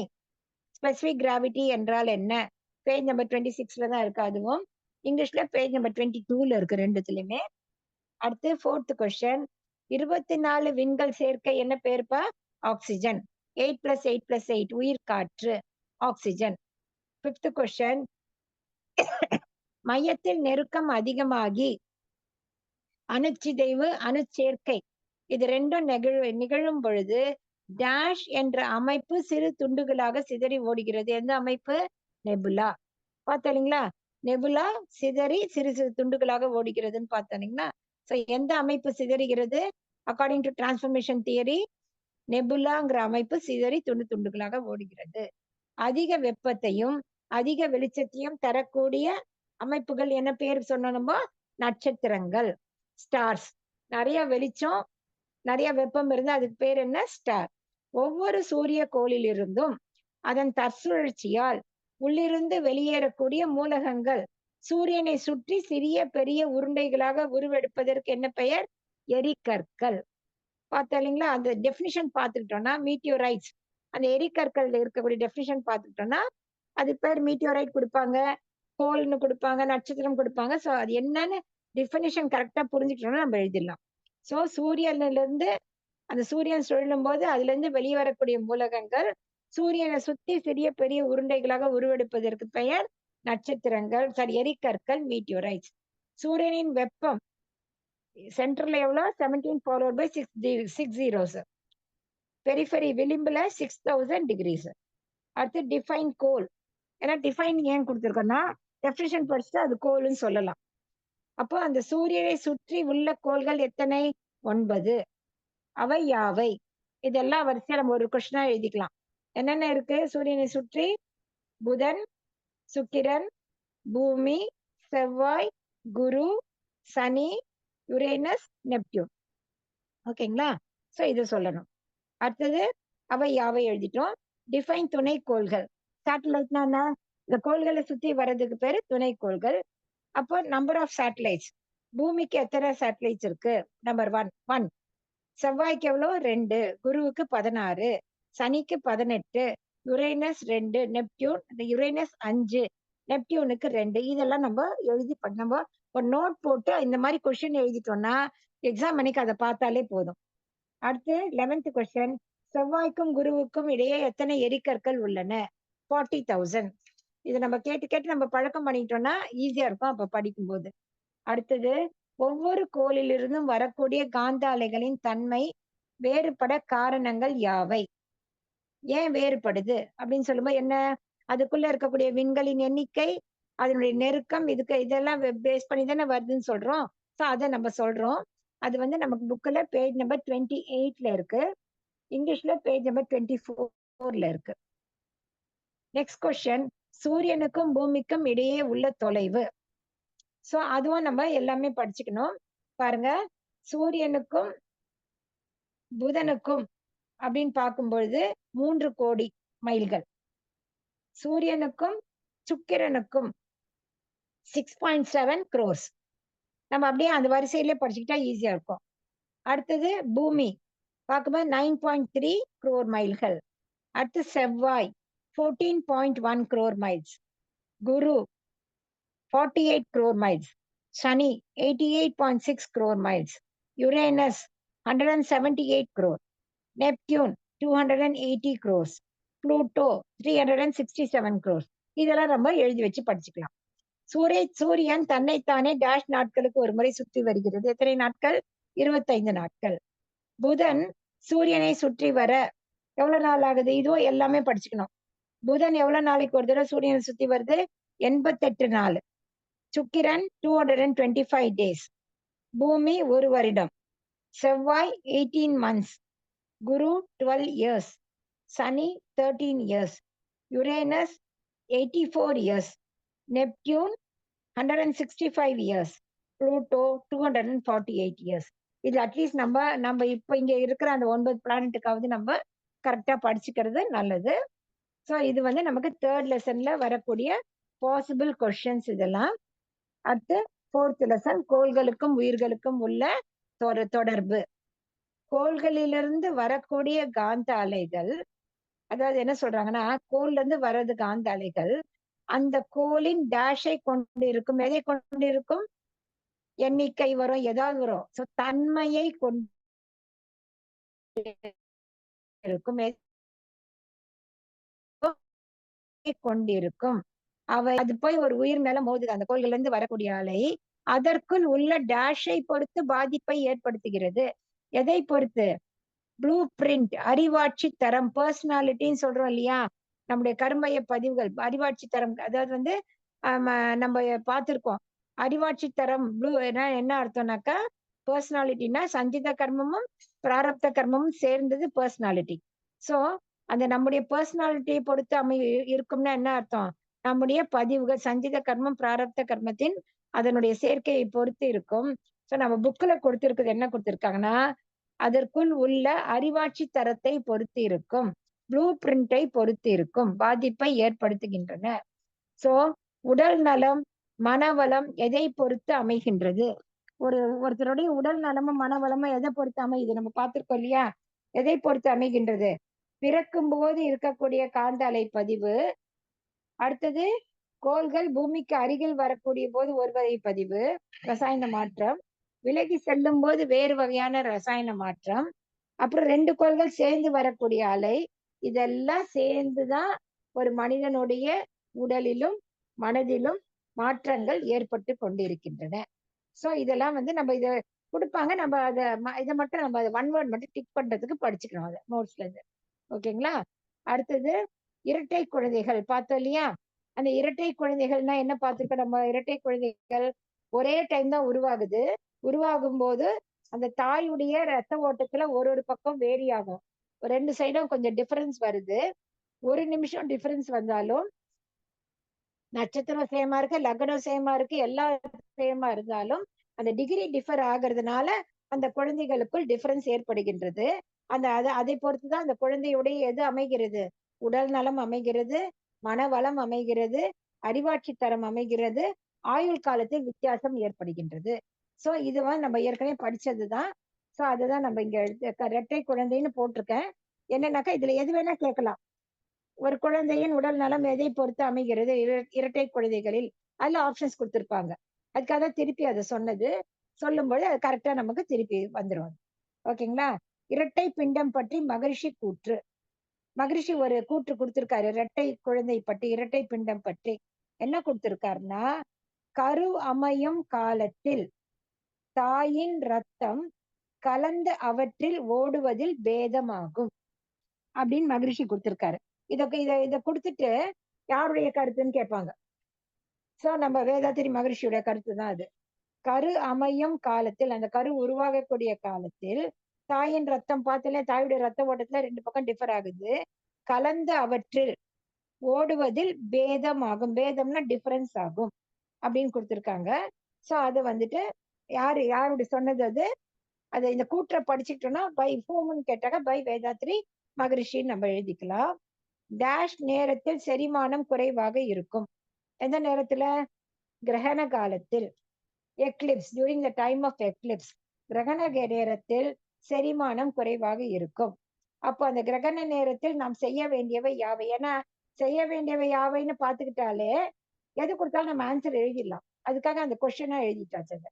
சோ நம்ம என்னென்ன செய்யணும் கிரகண காலத்துல, அதுவும் நம்ம பார்த்துக்கலாம். என்னென்ன பண்ணணும்னு கொடுத்திருக்காரு நம்ம மகரிஷி. கிரகண நேரத்தில் நம்முடைய உடலில் ரசாயன மாற்றம் ஏற்படுகிறது. ஏன் ஏற்படுது? ராகு கேதுவிலிருந்து ஒரு வகையான காந்த அலை வருது. அது வந்து சூரியன்ல இருந்து வரக்கூடிய காந்த அலை, சந்திரன்ல இருந்து வரக்கூடிய காந்த அலைகள் மீது மோதி ஒரு விதமான தாக்கத்தை ஏற்படுத்துகிறது. அந்த தாக்கம் ஏற்பட்டாலே நம்மீது வந்து படுது. படும்பொழுது நம்முடைய உடலில் ரசாயன மாற்றங்கள் ஏற்படுகின்றன. அப்போ செரிமானம் குறைகிறது. அந்த செரிமானம் குறைவதால் அந்த டைம்ல சாப்பிட வேண்டாம்னு சொல்லியிருக்காங்க. ஏன்னா டைஜஷன் பவர் கம்மியா இருக்கும், உடம்பு கெட்டு போயிடும்னு. அடுத்து அந்த டைம்ல உறவு கொள்ளும் பொழுது அப்படி உருவாகக்கூடிய குழந்தை உடல் நலம் மனவளத்தில் பாதிப்பு ஏற்படும். அதனால அதை விரத நாளா வச்சாங்க. அந்த டைம்ல எதுவும் உறவுகள் வேண்டாம், அந்த லௌகீக பற்றிலே போக வேண்டாம். சோ அப்போ அதுக்கு டைவர்ஷன் வேணும் இல்லையா? வேண்டாம் வேண்டாம்னு சொல்லிடலாம். இப்போ ஒரு குழந்தை இருக்கு, அந்த பொருளை எடுக்காத எடுக்காத எடுக்காதுன்னு சொன்னா அதுதான் எடுக்கும் அந்த குழந்தை.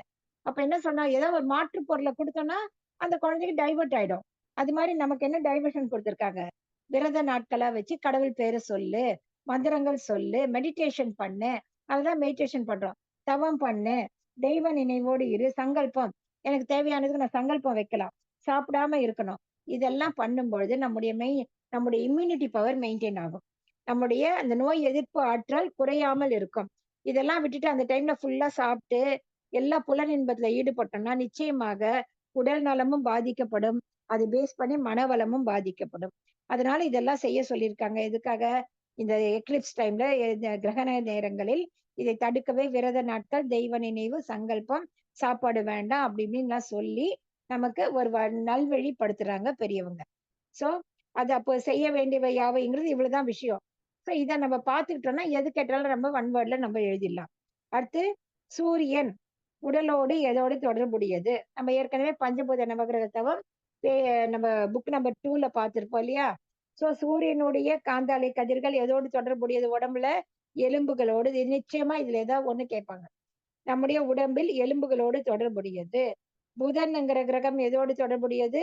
தோலோடு தொடர்புடையது. சுக்கிரன் நம்முடைய ஜீவ வித்து குழம்பு, செக்ஷுவல் வைட்டல் ஃப்ளூயிடோடு தொடர்புடையது. சோ சூரியனை நினைக்கும் போதே சூரியனிலிருந்து வரக்கூடிய காந்த அலை கதிர்கள் எலும்புக்குள்ள போகுது, என்னுடைய எலும்பு நல்லா ஸ்ட்ராங் ஆகுது. புதனிலிருந்து வரக்கூடிய பச்சை அலை கதிர்கள் தோல் மேல படுது, தோல்ல இருக்கக்கூடிய பிரச்சனை எல்லாம் சரியாகுது.